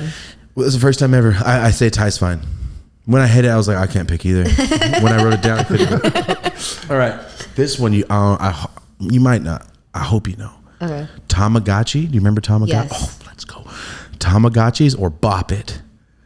Bop it. Have you ever beat it? I was never a Tamagotchi person. Like I got would like kill it. one and it like died in like a week and I was like, what is this thing? What am I You know? doing with this? Overfeed it. Bop it. I never fully like, There's no it winning. gets too fast for me. There's no winning. I did it recently. My sister has the Bop It, Zap It. You ever seen those? And Flick It? They have like extra things on it. It sucks. The original Bop It, you're listening to it, trying to be the champ of all time. Didn't you always feel like a voice would come out like, you are the world champ? There's no winning. Shoots out confetti. Something, right? There's That's no so winning funny. Bop It. Did you have the OG Simon Says Of course. with the little light up Beep, panels? beep. You like the color red, green. You go, okay, red, green. I don't remember And then that. it go red, green, yellow, orange. You have to just remember the patterns. That was a one little Simon Says game. Or not Simon Says. It was a different color game. I don't I remember played that the one. shit. That's some early 90s shit. Right? Simon Says was wild too. Now I'm trying to think of all the games. Now you remember Squand from Nickelodeon? It's clay underwater. Pick it up. It's sand. Your face tells me you just opened another part of your brain. I forgot. You're like bringing up things that like I literally would not remember existed until you brought it up. But Squand was the shit. Squand. That's what it's called. I promise. It was Squand. Okay, I got a new one. I got another one. Ooh. Saved by the Bell or Full House? That's I think the coolness in you wants to say Saved by the Bell because you were as a kid, you're like, yeah. the coolness wants to say Saved by the Bell, but I was like obsessed with Mary Kate and Ashley. Remember their Adventures movies? The cover with the magnifying I would glass? watch Full House and try to guess like, is this Mary Kate today or is that Ashley? Oh, you're deep and you into could that. you I could can't like do that. you could like almost there's like a slight difference and I was like their biggest fan. But yeah, no, I loved Full House. And it was funny because America's Funniest Home Videos was big at that time too as a kid, and I remember I would watch Full House and America's Funniest Home Videos, and it's so crazy that as a kid you see Bob Saget as like the most wholesome, I know. amazing father figure, and then you hear his stand-up comedy as an adult, you're like, what? That's not the same person. Rest in peace, See Bob him Saget. cleaning and then saying the worst shit ever. His first special that came out blew my mind. Yeah, I was Yeah. like, this is not the man I don't watched think on I've ever Full seen this House. special. Marty, that's your kids are I know gone. him from like Half Baked and shit afterwards. No. You need to go watch Bob Saget's first special. It is as dirty as this ashtray. It's bad, dude. It's bad, but it's fun. So Why did I do that? Sorry. What happened? I put my bad. You're fine. It's okay. The ash just got on the. It's fine. Totally all good. Real quick, this is not in there. If you met Mary Kate and Ashley, also you're at a party, you turn around. What's the first question you ask them? The only question you have one because you know they're on their way out. Why do you guys always dress like witches? I don't know if their style has changed because I haven't seen them as much in the public eye, but they used to literally dress like witches. There's like dolls. In baggy clothes. And it's like, you're two tiny little petite little things. Like, why are you dressed in these baggy like witch clothes? I don't Why are you dressed like witches? Did they end up okay? Like, No, they ended up with money and obscurity because that's what they wanted. Well, and their sister's like a big actress now, right? Elizabeth Olsen. oh, I That's didn't know their that. sister. For That's real? what I think that's like their younger sister. The one with the big eyes, the scary, but she's like really good. She's a really good actress. She's yeah. a great actress. That's her sister. I Let's think go. so. Yeah. She's great. No, that totally is their sister. Now that I think about it, the sides of her face Yeah. are identical. Let's go. All right. I did not know that. I just learned. How did I not know that of all people? I don't know. I didn't know they had another sister. I know they had one or two They more. had Stephanie Tanner. That's all I know. Get out of here, DJ. Get outta here. I think my hardest one. This is it. This is one we ask everybody, and I had to ask you. Adam Sandler or Jim Carrey, but you're in the 90s. Jim Carrey. Oh, that was quick. You know why? I'll be real. I love Adam Sandler, but he yells a lot, and sometimes Too much for you? it's too much for me. It'll get like extra loud. All of the movies that I love him the most in are the ones where he doesn't yell as much, and I I'm noticed trying that. to picture him. Happy Gilmore, obviously. He yells. He's always like, rah, rah, rah. And it's like, dude, like I don't want to have to always turn the volume up and down because you're like getting extra loud. Okay. Every movie he screams in, but in the 90s, except The Waterboy. He's not loud in The Waterboy. Yeah, no, he's not loud and he's not loud in obviously sings in The Wedding Singer, but he's real sweet in that. Like I love him in Wedding Singer and 50 First Dates. Where he's docile. Yeah, he's both. He's like a very Whenever he's like the mild sweet guy. Adam Sandler, it's like the best movies. And then whenever he's like yelling a lot, it irritates me a little bit. Jim Carrey is like can't miss. I mean, come on. Right. Every time I watch The Grinch, I literally maybe Robin Williams, maybe, but like no other person could have played the Grinch. Yeah. If it wasn't Jim Carrey, like who would it be? It was amazing. Yeah. You know what I mean? William Williams as the Grinch. Robin Williams could have done it because he's the only other person who could like do voices like that. But I think that Jim Carrey's facial expressions were like, because he's so good at the like you know, like these like faces that go real big and stuff. You know.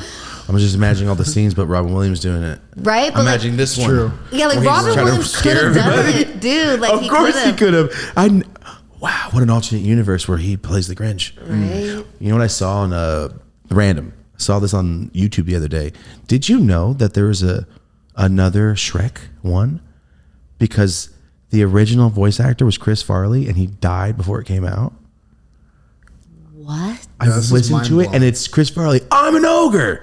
And it's Chris Farley saying it, and it was the weirdest thing I've ever heard. It was odd. They tried to get his brother to finish the movie for him after he died, but his brother's like, I can't do it. I'm not going to do it. And then they tried, what were you doing a voice actor to impersonate him? They're like, too weird. Let's just kill the movie. But Mike Myers killed it. Years later, they were like, hey, would you want to redo this? So they had him come and redo the whole entire movie. That makes so much sense. It was definitely after they saw him as the fat bastard with that Scottish accent, and they were like, "Say less. We know who to get as the replacement." Wow. You know? Shrek is a more polite fat bastard. The voice. Wow. 100%. All right, that was it for the who you in the 90s. All right, that was it. Oh my God, I love those. All right. Awesome. Let's go, dude. The 90s was great. Like just even Everything was. just talking about it, I'm like, Even the bad food was better for you. Yeah. Right? No, but like now, speaking of food, that's what I will tell you guys. The biggest thing that my boyfriend's writing a cookbook. When he finally comes out with it, I'll give it to you. Because it's like all really tasty, good shit, but no seed oils. Cooking things without seed oils will have you eating the cleanest you've ever ate. Seed oils. What's Like cottonseed, right? Let me just tell you, canola oil. Do you know that was like used for like trucks? It was like used for like greasing things or something back in the day, and they had like an excess of it, and they were like, oh, what do we do with it? Let's feed it to people. Like literally, let's cook with it. Yeah.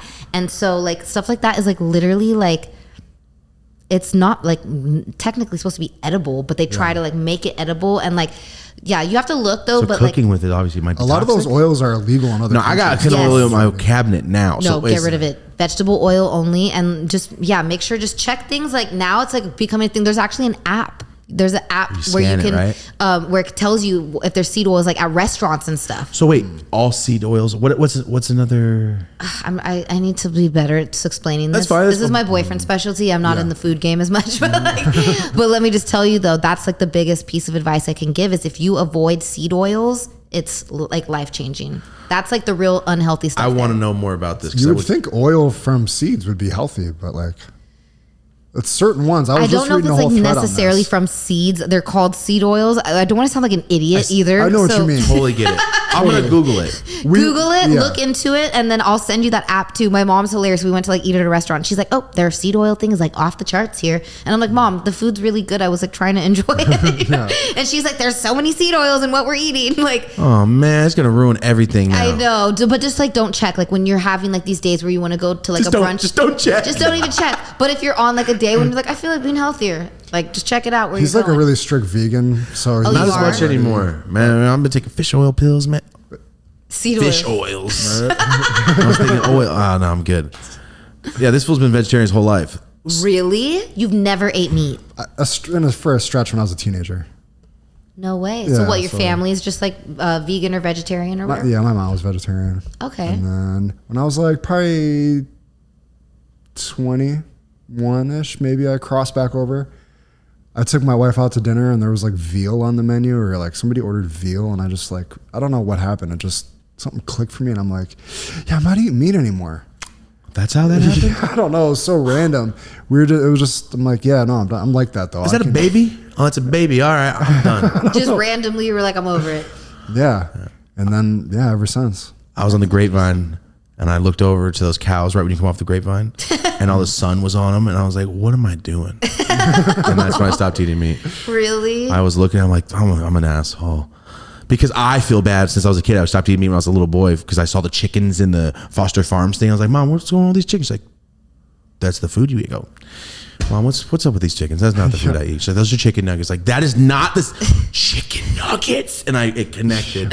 And I stopped eating meat for like 3 days, and I was like, and then I stopped, my 20s. Yeah, explaining that to kids is tough. That's scary. It is. It is. So scary. Like, you ever see Charlotte's Web? You ate it. Damn. Yeah, what's that? Wilbur. Yeah, the dude off of Toy Wilbur. Story, little pig. Oh, exactly. Hey, man, there's all of it. You ever watch the movie Sausage Party? I love that movie. Doesn't it like? It's like the funniest, like, smartest movie It ever. kind of messes you up at first, like the little baby, big baby carrots. Now I'm thinking of all of these. I'm like, I don't even eat meat, and now I got to think about this. Damn it! Mm-hmm. It was a great movie, though.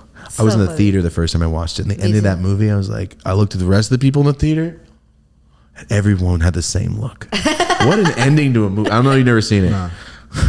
It ends hilarious. I won't say anything more. You're not going to expect to see it. Just go watch it. You don't even have your kids here this weekend. Go watch it. You can't watch it with them.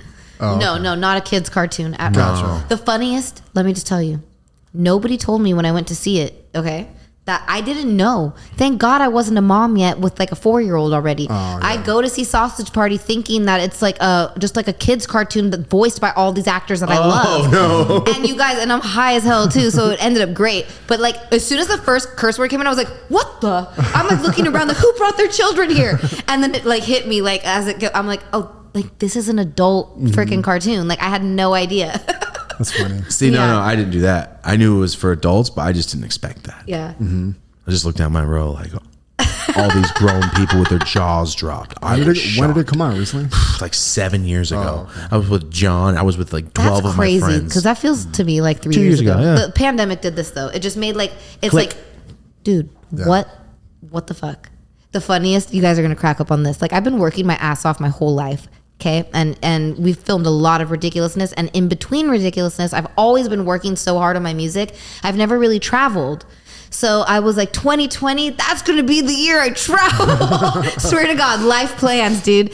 And I started off that year. I went to Kauai in Hawaii for New Year's. And I was like, this is going to be my year of traveling. And then the freaking pandemic happens. And I was like, God, why are you doing this to me? And then you have a kid. Am I ever gonna see the world? Yeah. And then I have a kid, but we're gonna travel with her. We we want to get like, me and my boyfriend both grew up with single moms, like didn't really have much growing up, and we're like, we want her to have that life. Like we don't want it to be extra bougie where we spoil her too much, but we want her to have that life where it's like, went on the family trip to Hawaii and stuff like that. Does that sound crazy? I doing like, because like I didn't grow up like that. Like, you hear people like the family ski trip, and it's like, we want her to have that. We want her to have that, Like in Home Alone, like you guys are all going to France? Wait, the funniest, did you ever see the thing that was like what the dad would have had to make now to like afford that? And then I saw the meme of him with Tony Soprano, because he's in The Sopranos as like a blue collar guy. I'm like, that's how he afforded the house. Wait, that's in Home Alone. It's the same universe. He's working with a mob. He's got 19 and kids. Joe Pesci was in it too. It's like it all like ties in. Yeah, wow. And that is a good point. To make that much. Well, I don't know what he was doing. Too. And they had pizza, they had Coke, they had Pepsis. No, hell no, dude. They had a driver to pick them up in a shuttle bus to go to the airport. They had like a black car. They were balling. They had a statue in the yard. They had a statue in the yard. That's when you know you have money. Dude knocked it over. Yeah, you have money though. If you have like, what do we do with the yard? Let's buy a fucking inanimate object for it. They had randomly 20 cutouts of Michael Jordan. The kids had all the cool cutouts laying around. The dude Buzz had all the cool shit on his shelf. He had all the micro machines. They had a dumbwaiter or an elevator. Remember the laundry chute? Yeah. Kevin had enough shit to terrorize these fucking dudes for. Also, you're obviously a Home Alone fan. Yes.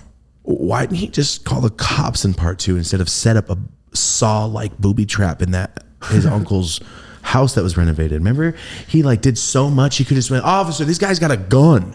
They just escaped jail.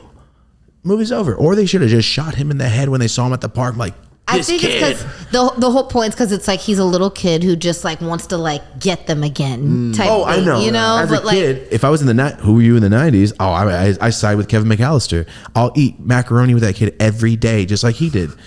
But as a grown up, I'm like, I'm just gonna strangle him.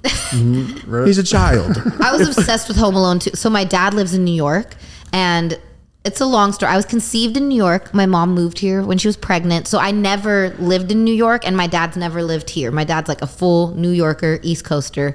And after seeing Home Alone as a kid, I was just like obsessed with going there for Christmas because it was just like, it felt like Home Alone too. Though? Yeah, I got to go a lot. And it's funny too, I always joke, like that's how much that movie had an impact on me. Like my dad, love him to death. I don't know if he'll hear this, doubt he will. But he's a little bit of a frugal man. and you know, my mom would definitely spoil me way more on Christmas. But it was like, do I want presents in 80 degrees? Yeah. Or do I want not as many presents, but a snowball fight in New York City like Home Alone 2? New York. And it was always New York. Hoping to meet a pigeon woman. Yeah. I just think of New York like a pizza to yourself. Wait, have you seen the meme about the pigeon lady? Okay, I'm about to show you the best thing ever. I have to show you because you would know what I'm talking about if I said it really quick. Oh, I'll know. Europe. I remember seeing some sort of meme about the pigeon lady. At some point. You're gonna die. It was like. Here, wait. We're gonna get it right now. What do you got there? Hash hole. Oh snap! Are you familiar with hash holes by chance? Hash holes. So basically, you roll a joint and you put a huge stick of like hash rosin, and that's supposed to just kill someone when they get to that part.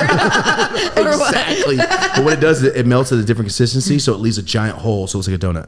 Okay, so they call it donuts. Here, are you ready? I didn't even read it yet. Are you shitting me? That's the same man. That's insane, actually. No, I didn't even need to read it. Piers Morgan, he's the political dude. He's literally the pigeon lady from Home Alone 2. He looks just like her. Literally, I don't know if you guys do editing and after where you put Marty, drastic graphics. He's got it. Please put this up so everybody can see. Do you watch The Office? So I have watched the whole thing. I watched it at a period of time in my life where it was kind of more of my background thing, you know, but I've paid attention enough. But you know Kevin Malone, obviously. Yes. He looks just like the dude that ran for governor. Come on. The guy that come on, the wrong one to ask. He's the guy that Donald Trump made fun of, and then Shane Gillis did his whole part about like, your wife's a dog face. We'll bring it up. I'll bring it up after this. That man looks just like. Anyway, he's running for a presidential campaign, and the guy just has a sign, and you don't see the sign. You see the man, Ted Cruz.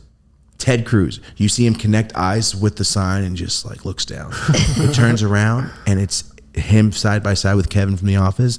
There's no difference. It is weird. That's so just funny. As much as that pigeon lady is as much as he looks like Kevin Malone. You got to pull that one up too. It's bad. I'll show you after too, but that's funny to do to a guy at an event. Hang up a meme of him. Yeah, he's trying to run for the ruler of the free world, and you're trolling the shit out of him. You can't be the president then. Right. You can't. If you can't get trolled, you can't be the president. The rest of the world hates us. What happens when you go to the UN and they're like, this fool's a You can't bitch. get heckled. This fool's a bitch. As you walk into the United Nations meeting. Could you imagine? No thanks. I got a question. Yeah. I know you mentioned Tupac, Gwen Stefani, your music. What a mix. I got to work with Gwen Stefani one time. She was really nice, by the way. That's dope. Shout her out. If we were to take like top 3 most listened to artists in your life. In my life? Yeah, like most listened to. Who would that be? I mean, for sure Tupac is there. Like as a kid, if you guys knew how much I listened to Tupac, it's hilarious. I would listen to so much Tupac and I would just like try to emulate him with the way I wrote raps and stuff. Definitely. So No Doubt, that's the first album I ever bought. I remember there was a Tower Records on Ventura Boulevard in Sherman Oaks. You're out here. That's right. Yeah, I'm from out here, you know. And my mom took me to Tower Records and gave me $20 because like CDs used to be like a lot of money. And I remember like I think the album was like $19.99 or something. That was my very first CD I bought, No Doubt. She's holding the peach or the apple. Yes, I listened to so much No Doubt and Gwen Stefani.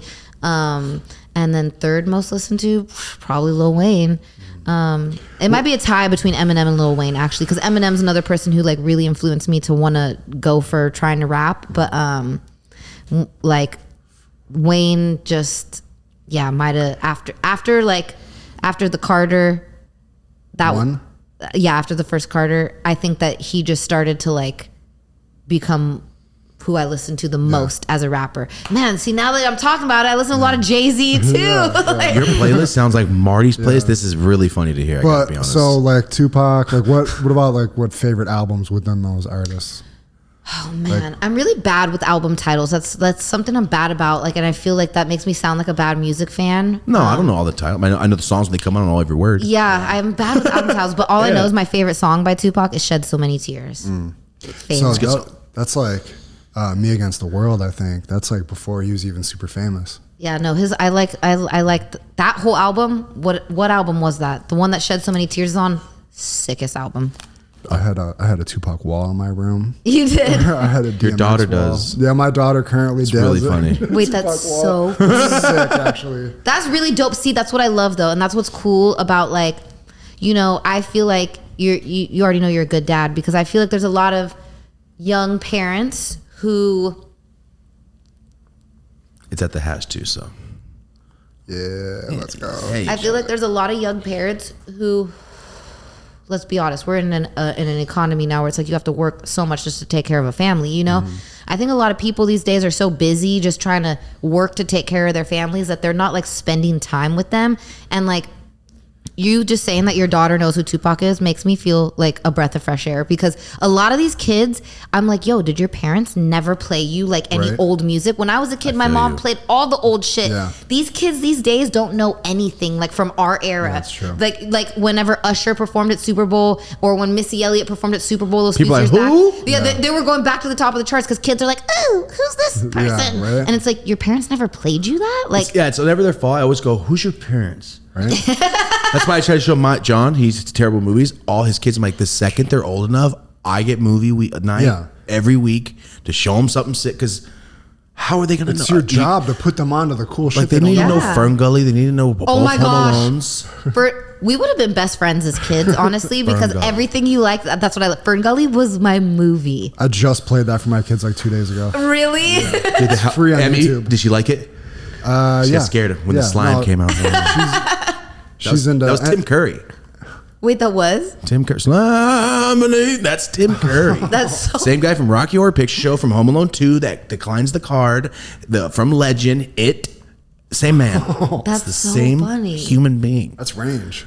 That's cool. Fern Gully to It. Fern Gully's that's a different John Smith. He looked just like John Smith. They ripped that off your neighbor. Just hitting it up with the X's. Fern Gully's basically animated Avatar, and Avatar's like, can we just make a real life version and just not give credit to Fern Gully? Is exactly what Avatar is. That is pretty crazy. Isn't Oh it? my God. First time I saw Avatar, I'm like, Fern Gully? But he's paralyzed. You just blew my freaking mind. Avatar is literally the same story as Fern Gully. It's like about people coming in, except Chopping the they make trees. it more like it. The only difference is that it's like a different planet. And Fern tech. Gully's like our planet with fairies, but then Avatar is a different It's a planet. sick movie. And Robin Williams plays Batty.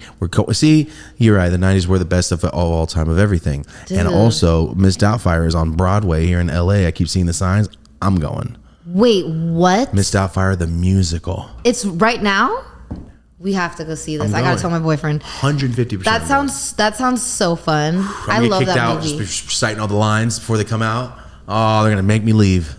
So I wonder, are they going to do it like verbatim? It's like scene for scene. I don't know. I've never been to a play like that, but I hope it is. I wonder who's going to play. I don't know, but the person playing Miss Doubtfire looks just like Miss Doubtfire on the flyers. You'll see him. It's in West Hollywood. In Hollywood, they have all the flyers on the poles. That's the only reason I know.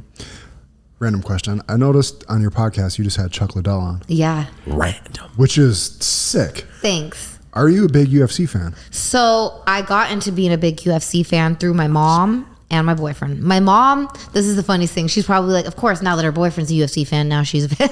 She's always been a fan? She's always been a fan. And so like there'd always be fights on in the house, like at her place, or more recently she moved in with me during the pandemic. And so it was like all of a sudden it became like fight night at my house. She's like, we'll put the UFC fight on. Sick. But yeah, no, my mom's awesome. really into UFC and fighting, and like back in, Chuck Liddell's Iceman days, like we were Iceman Chuck watching Liddell. all of those fights, and he's a legend. It's so crazy how I actually ended up connecting with him through like this random influencer DM I was thrown into. Do you guys know what these are? No. Maybe I'll throw you in one. It's a lot. You got to keep up with everything, but like it helps. Everybody in the influencer DM is somebody different with a good amount of followers, and we all support each other. So I got put in this one group I know DM, what these are. and Chuck was in it, and I was like, oh, Chuck Liddell's cool. And so I remember I was like, let me reach out to him about going on. I used to have like a live stream show, and so I had reached out to him about doing that, and he was totally down. But then his daughter had like a dance recital or something, so he couldn't do it. cut to a couple years later, now I have this podcast. And I was like, you know what? I got to get him on. Like, he was down to do that. Like, I'm sure he's still down. And yeah, he came through. He's the nicest guy ever. Seriously, like, such a nice guy. The Laugh Podcast. Yes. Right? And you host that on your channel? So the Laugh Podcast is on my YouTube channel. Chanel WC. Chanel, is that my YouTube? No, it's Chanel West Coast. West Coast? YouTube, my SoundCloud is Chanel WC. Oh, okay, sorry. But yeah, no, the Laugh Podcast, that's my podcast. My boyfriend's the co-host. Nice. Which it's so funny. He's the one who actually convinced me to do it. Because we'll be talking about stuff and like we'll have like a full hour conversation and it gets like so deep and we're like, babe, why didn't we like fucking record this or something? Yeah, you know, right? like I'm like, somebody needs to be like watching us like go back and forth about these topics, and so it works out really well because I'm the freestyle queen. I've been on a show like Ridiculousness forever where I just say what's on my mind, and I'm just very good at like improv. Yeah. And Dom is a more like, let's memorize all the facts about every single person. Yeah. Make sure we ask like these important, you know what I mean? And also he knows way more about sports. He knows way more about real estate, about just certain things. And so it's like, yeah, you know, like you got to have a co-host that knows a little bit more about this and that, and you know a little bit more about this and that, and then you come together, and that's how you guys ask people the right questions, and you know what I'm saying? Yeah. Like even like in the episode with Chuck, like me and him like could relate on like the like fame type stuff and like people bugging you and like it like you know, just little things like that. And then of course like my boyfriend, like he goes to jiu-jitsu classes. He's like knows about this fighting. for a naked choke in 1980 win. I get what you're saying. You know, he like, came with the facts. He and then he's like asking Chuck about like these like fighting like things like about like I don't know, like here's a joke like at fight number like what the, and I'm like I would have never known to ask about this. At You know? UFC 299, your arm broke.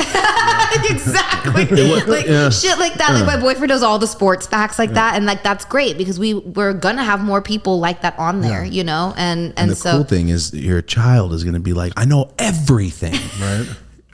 If you really think about it. we always joke she's gonna grow up and be like, you're a Virgo? Oh God, both my parents are Virgos. Because we're both Virgos and we're so like, you know. Anyways. Hey, it seems like it's gonna be fun. I just know, like, I don't know the signs, but my mom is not the Virgo for sure because she wasn't fun. It was scary, you know. So when's her birthday? May 15th. That's like is that an Aries? I don't know. Are they mean? No, they're pretty chill. Your mom is gonna overtake whatever month she was born in. Get out of here. Whatever planet her soul came from was aggressive. No, assertive and confident. Yes, very assertive. Well, there we go. No more aggressive. Assertive and confident. Yeah, aggressive is like has a like an like there's Yeah, anger exactly. behind It's it. like trying to make someone flinch. Assertive is like the nice version. Yeah, exactly. But it's still kind of pushing the line forward a little bit. Yes. With your podcast, how many? What's the schedule like? When are these episodes coming out? Very random. So this is why, because I'm obviously trying to like get so many. I'm hitting up everybody I know. I'm just sliding in DMs. You know what I mean? I'm like, hey, what's up? You want to get on? So everybody has a schedule. There's a million people I'm reaching out to, and it's like between what I'm doing, between my boyfriend has work too. You know, he does real estate. He's a model. I'm doing music. We have a kid. So like we just like are trying to lock down 2 guests a day every time we film, and we're trying to do it as often as we can. And so we've been lucky to pretty much at this point like get really cool people, and it's worked out to where it's almost like we drop the episodes are bi-weekly, and we're about to start getting it weekly because we're starting to now build up enough, you know, like right now we're sitting on a couple episodes. Oh, to make them consistent. Yeah. Like, once a week. Exactly. So we're like, let's just keep building up, and then That's the biggest thing that we've noticed is being having. We always compare it to like on a Sunday night, everything's over and the Simpsons are over. Like, oh, Sunday's over. yeah. So, but if the Simpsons didn't come on, you'd be pissed. So if your show doesn't come out when you say it's going to come out, people are like, come on, man. I was planned. I have a joint lit. You know, so it kind of, I imagine that though. Like I'm at home, I've been waiting for this, and it didn't come out. So that's the thing. Like the one thing for podcasts is just being consistent. So like you're saying, getting on that schedule is the biggest hump of all. It's harder than getting guests, doing the show, filming it, everything. Once you commit to a certain date and time, changes everything. Yep, you're on it. But that's when you know, like, oh, this is real. I'm gonna really do it. Yeah. That's awesome. No, I'm trying to stay as consistent as possible. Like I really just want the podcast to get to a point where it's just like easy. You know what I mean? Like just fun. Like, and that's what we started it for too. Is like, we just want to be able to talk and have great conversations with people and not have it be so serious. I think there's so many podcasts right now, and that's what I love about your guys' podcast too. Everybody's so serious. It's like there's enough drama and stress going on in the world. Like, let's just like bring on some cool guests, highlight what they're doing and got going on, ask them their backstory, and like laugh a little in between. That's what we want to do. Exactly the whole plan. Get into some funny stories. Because we could, like we said, we've had guests on where they're going through public stuff, like with Jeezy, and when he was on here, like it's a publicist, like we don't want to talk about this, don't talk about this. We could have been those podcasters, like, so I know this is off limits, but we want to know. And then the guest is like, man, you just made me feel uncomfortable as hell. We want every guest to leave like, yo, I'm high, and that was fun. But there's another podcast for that. Make somebody feel uncomfortable. There's like you said, there's a million podcasts of people doing that and getting like the uncomfortable reactions, when it could be just like, yo, we talked Ferngully. I haven't thought about Ferngully. I Squan did this. Like, why can't it just be always fun? Even if you were going through some, I'm not bringing it up. Why? Because I don't care to talk about the negatives in your life. Especially if you don't want to talk about it. I'm sure you've talked about it 30 times today. So no matter what, this is the place we want people to come in and go, oh, this is fun. 5 minutes. And okay. Oh, we're having fun. And then that's it. Our slogan's life, drugs, problems, accomplishments, and everything in between. Will we say that again? Life, drugs, problems, accomplishments, and everything in between. That's the slogan, but YouTube doesn't really like it, so I try not to say it as much at the beginning. Try not to open the show with it. That's how we opened it every time. They're like, stop saying drugs. I don't know if that's gonna, I don't know. That's limiting you. Yeah, so we stopped saying it a lot. But that's what the show is about. I'm not wrong. Everything in between. We kind of sums up everything. We're covering our bases. But it's a motivational comedy show, technically. So we always try to... Motivational comedy. That's exactly what I think I'm classifying mine as. Motivational comedy. Yep. That's what we're here to do. Cool place to hang out on Mondays. Make people feel inspired and laugh. Yeah, exactly. And I mean, your story is so in line with that. Like, Thank you. If you really think about it, like, just off your personality, basically, all this has bloomed into like a 20, 30 year career now. And it's like you build your own fan base up through that. Now it's like limitless in what you can do. Thank you. I appreciate that. I'm just like, I'm so excited for the show to come out. Like, I don't think you guys know, I'm literally like, I have butterflies right now. Like, I've had butterflies. Like, as soon as I got the air date, it was like, I didn't eat for like 2 days. I actually got skinny. That was a good part of it. But like, literally like butterflies in my stomach, because I've just been so excited for this to come out. And I'm just excited to like make people laugh again. But like I said, you will cry too. It's an emotional roller coaster, the show. But like, those are the type of things that make you feel, you know? And like, that's the type of show it is. So I think people are really going to like it. And it's TV. It's not like YouTube, like we're used to. Exactly. Like, it's really going to be on TV. It's just like a different level. It's got to be really, really stressful to like get that initial wave of feedback right after like people watch your show for the first time. Oh man. Well, also, like I said, you know, I had just had a baby. I'm like super overweight in it too. So, you know, you're going to get all the haters with that. Like, oh, she looks huge now, or like whatever. And it's like, yo, like chill. This was a year ago. Like I've worked very hard. You know what I mean? And so there's going to be like the haters as always, but I think there's going to be more like people like happy watching it, that like I think it's kind of hater proof in a way. Like that's how I feel. Like I watched the show and I was like, yo, like they did me solid. I'd have to be insane to be like, this sucks. No, but you know, sometimes you see like a clip of a wholesome soldier surprises his mother at work after 18 years at war or something crazy. And then you the comment, she's probably a weak ass soldier. Like, bro, what is happening? No, there is you have still to be people insane, like that. Right? So that's how you have to. Plus, it's your life. It's a different medium of entertainment. You've entertained people on TV, but it's more of you weren't a comedian, but you're there for comedic relief. That's the whole point. You guys to be funny and have fun and keep it going. This is more you. It's a different medium, but no matter what, you're still an entertainer. Like you said, you've been singing your whole life. You were dancing.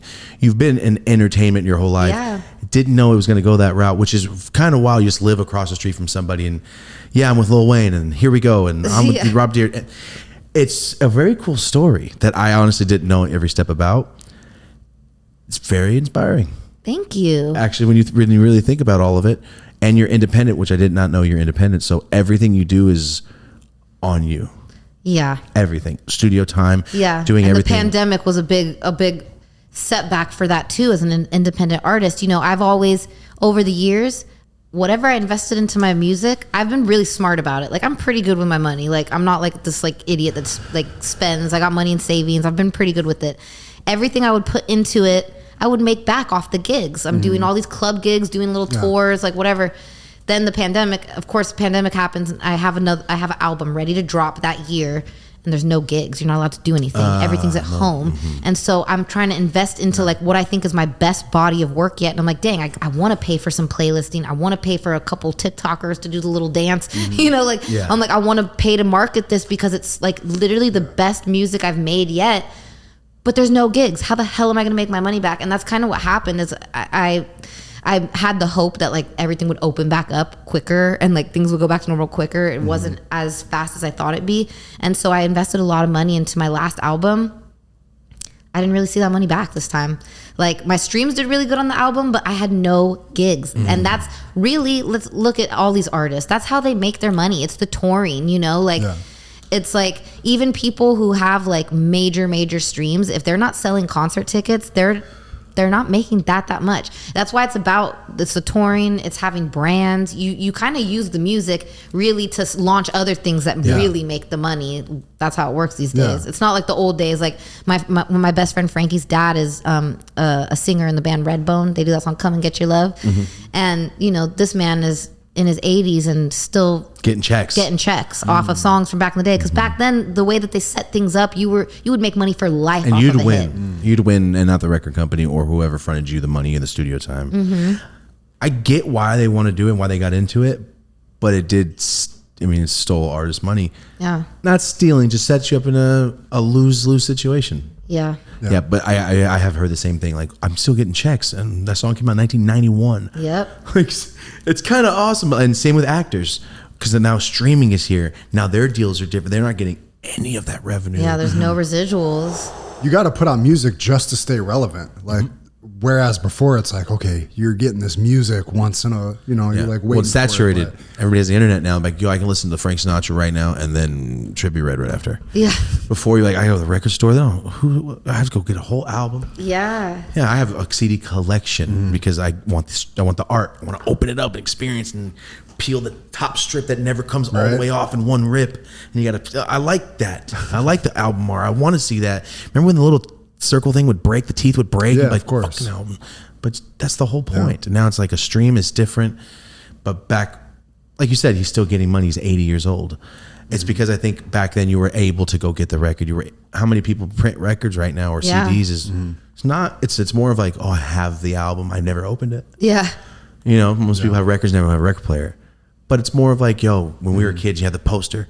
Giant poster. Like, look at my sick ass poster. Yeah, exactly. You know, the kid. So growing up, when you said Gwen Stefani, my mom had the one where she's on stage and she has the jewel on her head and she's I think it's an LA show and she's standing over a crowd. But it was my whole life in the living room. So like growing up on Gwen Stefani and growing up on No Doubt. I'm never gonna say I grew up on Gwen Stefani. Yeah, because Gwen didn't become her own thing till like later. She's doing her own thing, but that was a question I had earlier. How did you feel when No Doubt was not No Doubt, and then she was like, I'm a pop star instead? Did you like the change? What's the era that you're more? I definitely felt like I liked the No Doubt music more at first, but it's so funny. Like, I had started rapping like a little bit before Holla Back Girl came out. So when she came out doing Holla Back Girl, it was like almost like there's hope for me. This could work. See, that's a different, angle. I mean? Okay, I got you. But I will be honest, though, I didn't love Holla Back Girl the way I would have liked Spider Webs or Don't Speak or any of her older music. You know, I think I was more of a fan of her musically in No Doubt. But then she started to evolve, and like I remember she had that what's that song with Akon? Remember when she had with Eve on the back of that scooter? Oh my God. Yeah, no, dude, I love Gwen Stefani. And now, dude, this is what I love about her too. And that's why I look up to her so much. She went from a rock band to doing like hip hop with like Pharrell, hip hop pop, to freaking country songs. TV like star now. Yeah, TV star and doing country songs with her dude.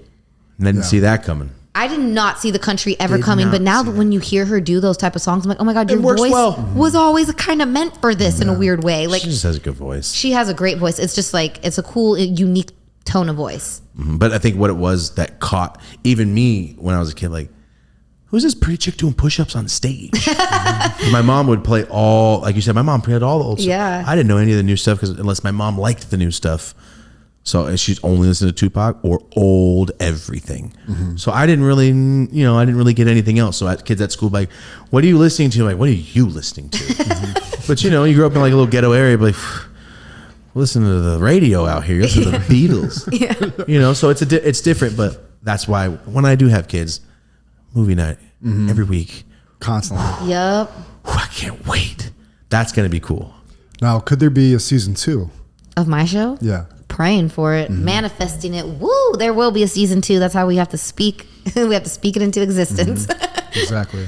Yeah. So that's why we need everybody to make sure that July 18th. Yes. Now, is it back-to-back episodes? So the premiere will be 2 episodes back to back. It's only a half an hour show. They wanted to do our show originally. I can't remember like why, but like this is why I need all the fans to watch and we need their feedback. Because if all the fans are like, we want more, what the fuck? We waited this long for only 30 minutes, then MTV is going to realize the fans are like, hold on, we want more. Yeah. So the more people that tune in and ask for more, tweet, we want more, post, then it could potentially lead into being a full hour episode in the future, because it should be with my crazy life. Let me just tell you, we filmed like for real everything in my life for how many months was it? Like 4 months, 4 or 5 months. And it was For like 8 episodes? For 8 episodes. Wow, there's a lot to cut. Yeah. There's a lot that got cut out. And it's crazy, like just watching, I was like, wait, what? Like that got cut out, that got cut out. But you know what? Like they're showing what is the most important they feel to tell my story to the world type thing, And so that's how it works out. It's like so many things get missed that you don't even end up seeing on TV. So yeah, I'm hoping that all the fans ask for more, and then next season we can do an hour episode and not have to cut out so much. Yeah. As executive producer, did you have a lot of say in like what stayed? So I'm so grateful that they gave me the executive producer title and let me have any say so. So I wasn't like a full. There's so many different like levels. Like there's like 2 executive produce. I learned all of this through this process, and there's so many different producers, so many different titles. As my role of exec producer on my show, I was able to say like, no, this is not like something I'm like, no, like I'm not going to do that for sure. But then of course it's like, I have to be flexible. Like, I can't get a show about my life and be like, I'm not filming anything like that. Yeah. Like I've got to be an open book, like I have, like, that's literally what they're paying me to do. So it's like, I have to be vulnerable and willing to show things that a lot of people aren't willing to show. And so that can be hard to get used to. Yes. Yeah. So, and that's what's funny. Like I told you guys, I wanted to show forever. I had like grown up and gotten to a point where it's like, I don't want people to see my life now. And then I get it. And then they offer me a show and I'm like, I'm a mom now who has finally matured and be like, I don't want this invasiveness. Yeah. And now I got it. You know what I mean? It's like, it's crazy. And the pressure too of like being a new mom and like being filmed, like that's like worst. The most vulnerable part of your entire existence so far. That's the hardest biggest change of your life. Biggest Besides growing up. Yeah. Other moms critiquing your mom stuff? Well, here's the good news. And shout out to Teen Mom. My show's going to premiere right after Teen Mom, which is a huge franchise for MTV. I mean, they've been going forever and they got a very loyal fan base. But the beauty is, I will say, I'm coming after teen moms. I'm a little older. As a new mom, I think I have a little bit of a leg up just because I'm just I've experienced a little bit more life before having a child. You know what I mean? So I want to say shout out to those girls for coming before me. It's like, you know what I mean? Mom. I'm like, yeah, like I definitely. No, I definitely feel like that's a big difference though too. It's like, Teen Mom is seeing young moms who are really thrust into motherhood before anything. Yeah. Where I've been thrust into an entertainment career and so enamored in that for so long, I didn't really have time to be a mom. And now I'm trying to do both, which is it is a hard balance, especially because I'm not one of these moms, like I don't have a nanny. My mom helps us. She's like our part-time nanny, and when I say part-time, it's a hard part-time, okay? So like, I don't have like help like that. I'm literally raising my child myself. And so I think that that's what makes me a little bit different. Like there's a lot of people in Hollywood who like, not even a lot. It's like everybody I know has a nanny. I'm like at the point where I'm like, okay, I give in. We need one. Yeah. I need help. Yeah. So that's what I think is cool about my show is it's really getting to see that like working mom struggle, which is so many women. And there's not a lot of shows that really are focused on that.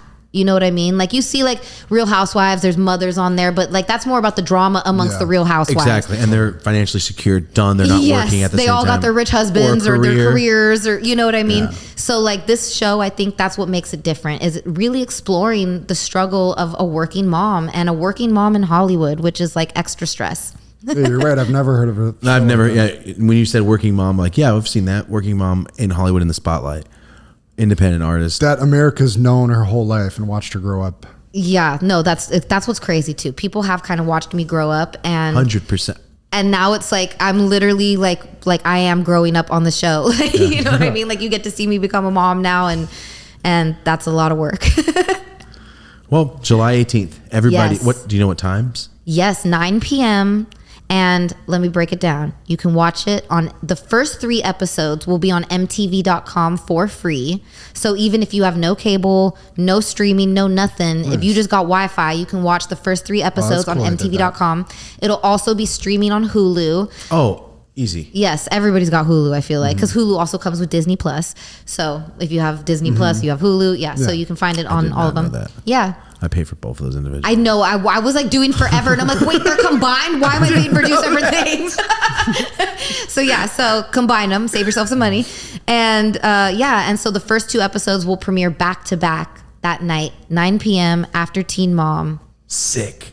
Yes. Is that? I mean, I know it's odd to say, but how cool. It's really cool. I have my own show premiering. Yeah, I'm so hyped. On I'm so MTV. hyped. Let's go. This is awesome.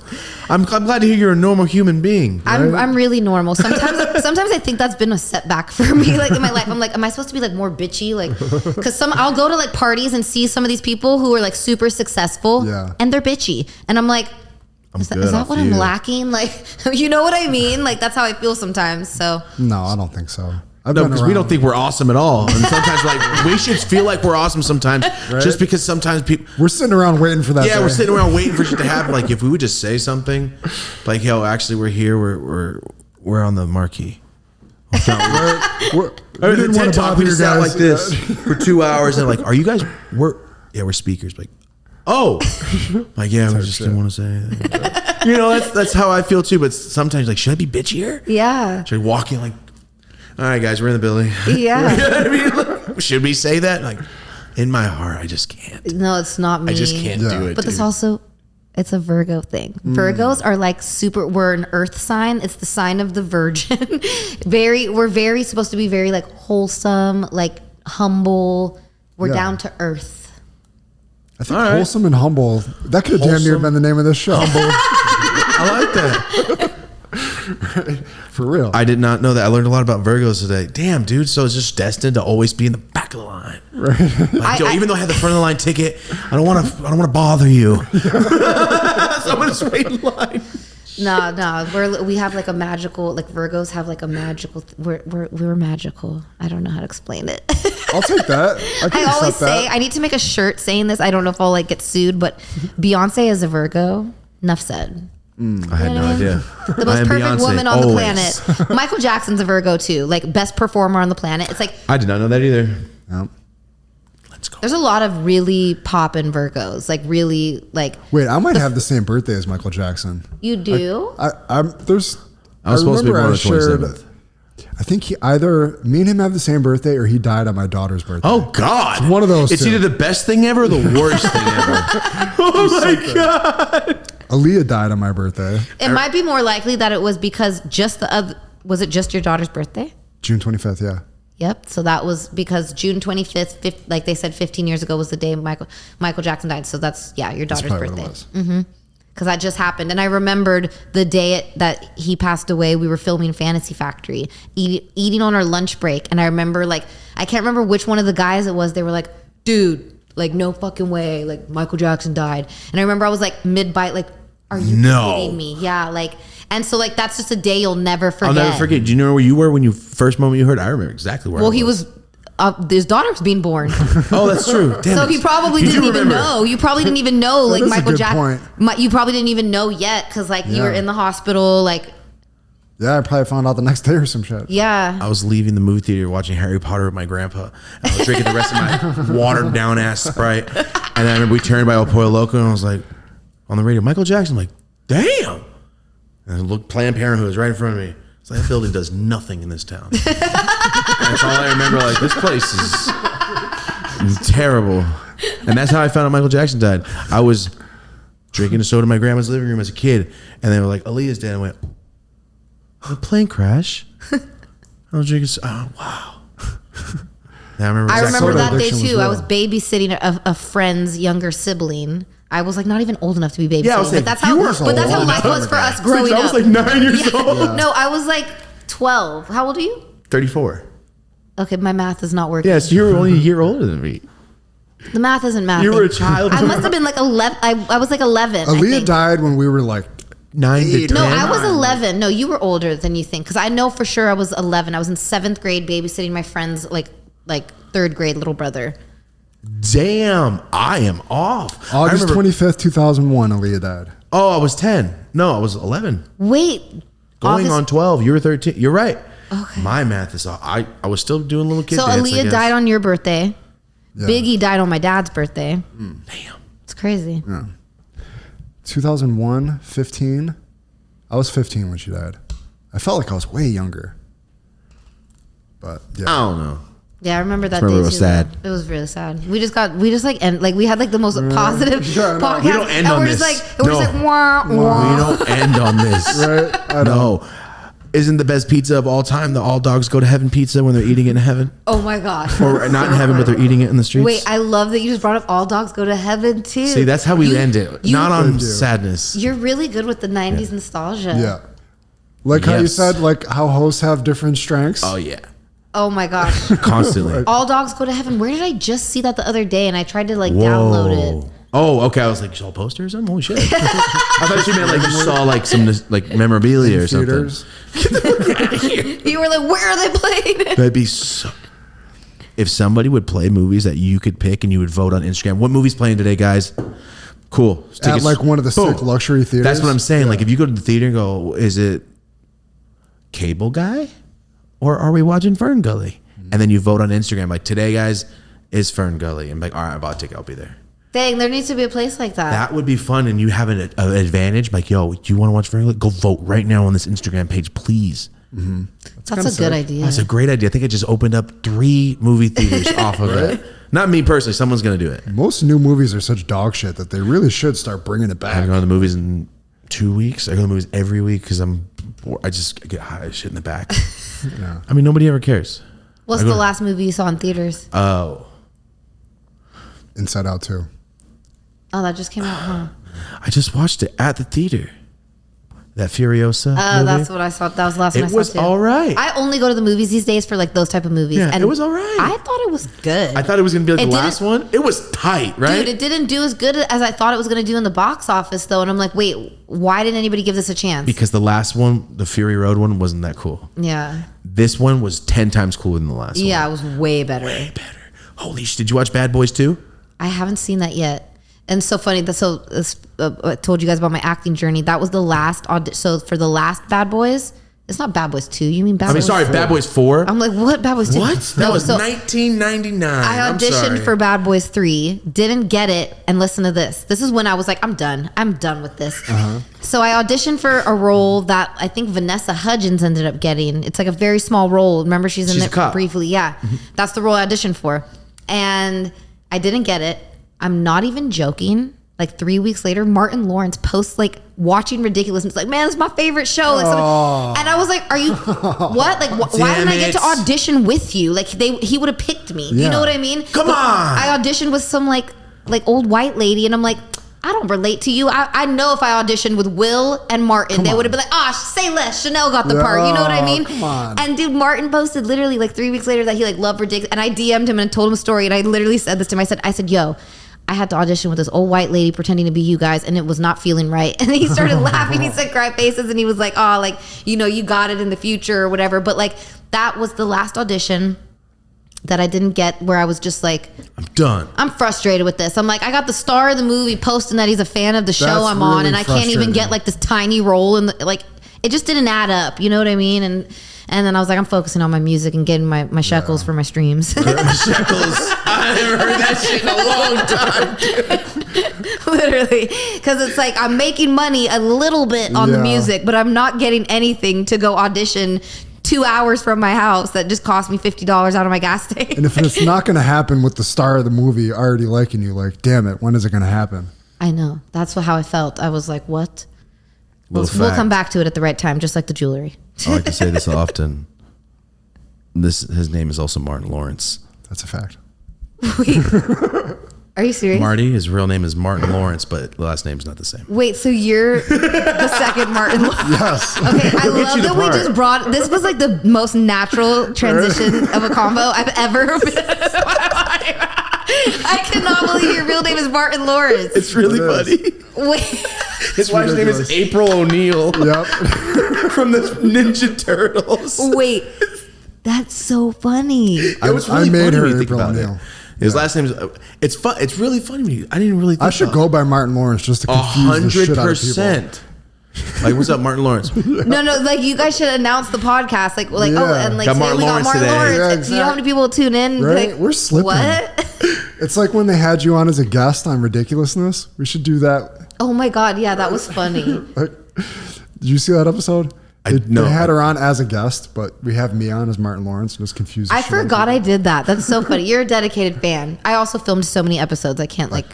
Oh, decipher them. we've had Lil Wayne on here 97 times because you ever see the meme of Lil Wayne? He kind of looks like the dude from the guy from Gremlins. You ever see the meme they do of him? His crazy ass. Look over my shoulder. That's the same guy from the meme from the Gremlins. So we always say we got Wheezy in the studio. Oh my God, that is so. You never seen the meme where they like, damn, Lil Wayne, because he's doing some pose with the crazy hair, and he looks like one of the Gremlins in part of the movie. And I'm like, damn, I didn't know he was in the Gremlins, and it was hilarious. And when I bought that, like, well, we got Lil Wheezy in the studio, and that's why he's there now. That is so funny. There's no joke. Our fans know him as Lil Wayne. I love that. I slightly see the resemblance. Wayne's my homie. I mean, so it's just the crazy hair. It's like this, if you like, see the yeah, picture, yeah. Sunglasses. he doesn't actually look like a goblin. You know what I'm saying? He doesn't look like a creature. But I'm saying, like, in the picture, it's like, that's funny. Like if they had a potato, you know, like a brown thing with this shirt, like, look at Thomas. Like, okay, I guess, you dick. You know what I'm saying? You know what I'm saying? But see, we won't end on Aaliyah going out. We're gonna end on Marty being Martin Lawrence and your audition. Hopefully, Bad Boys 5. Bad Boys 5. I'm Right? coming for you guys, man. Give me a part. Give me and the white Martin Lawrence a part. It's only right. Come on. Yo. Come on. Yo. Seriously, It's I didn't make it in Bad Boys. What was it, 3? Yeah. So 20 But- years from now, when Bad Boys 5 comes out, Will Smith's going to be... When Bad Boys 5 is ready for us, Right. me and the white Martin Lawrence are ready. Come on. Oh, damn! No. No, I'm throwing- ML. I was throwing up the West Throw Coast. out I the thought, Martin Lawrence. Yeah, no, you're right. My bad. That'd be really funny. I gotta be honest. Okay, let's do this. We're gonna say we rant a lot about random stuff, but I'm It's so okay. We glad got the you West were Coast here. Hustle. We got the Laugh Podcast. Laugh podcast Coasty comes out. Swim. You're gonna be doing the dates and all that. You're getting that done now, but that's on your YouTube channel. We'll link it in the description. Yes. July 18th, West Coast Hustle. 9 p.m. You can watch it on MTV. The first 3 episodes, MTV.com for free, or you can go to Hulu and watch the first 2. Yes. Good shit. Oh, Wow, great memory. Great memory. Dates, But really, times. if you have cable, please tune in because that's where the numbers MTV. matter the most. Oh, well, let's just do that. Just watch it on MTV. Yeah, well, Hulu too. If it's just that first night, we just need y'all to come in on that first night, July 18th, and watch both episodes back to back. Even if you don't have the time, leave the second one Let it go. running Let it so the run. numbers are there.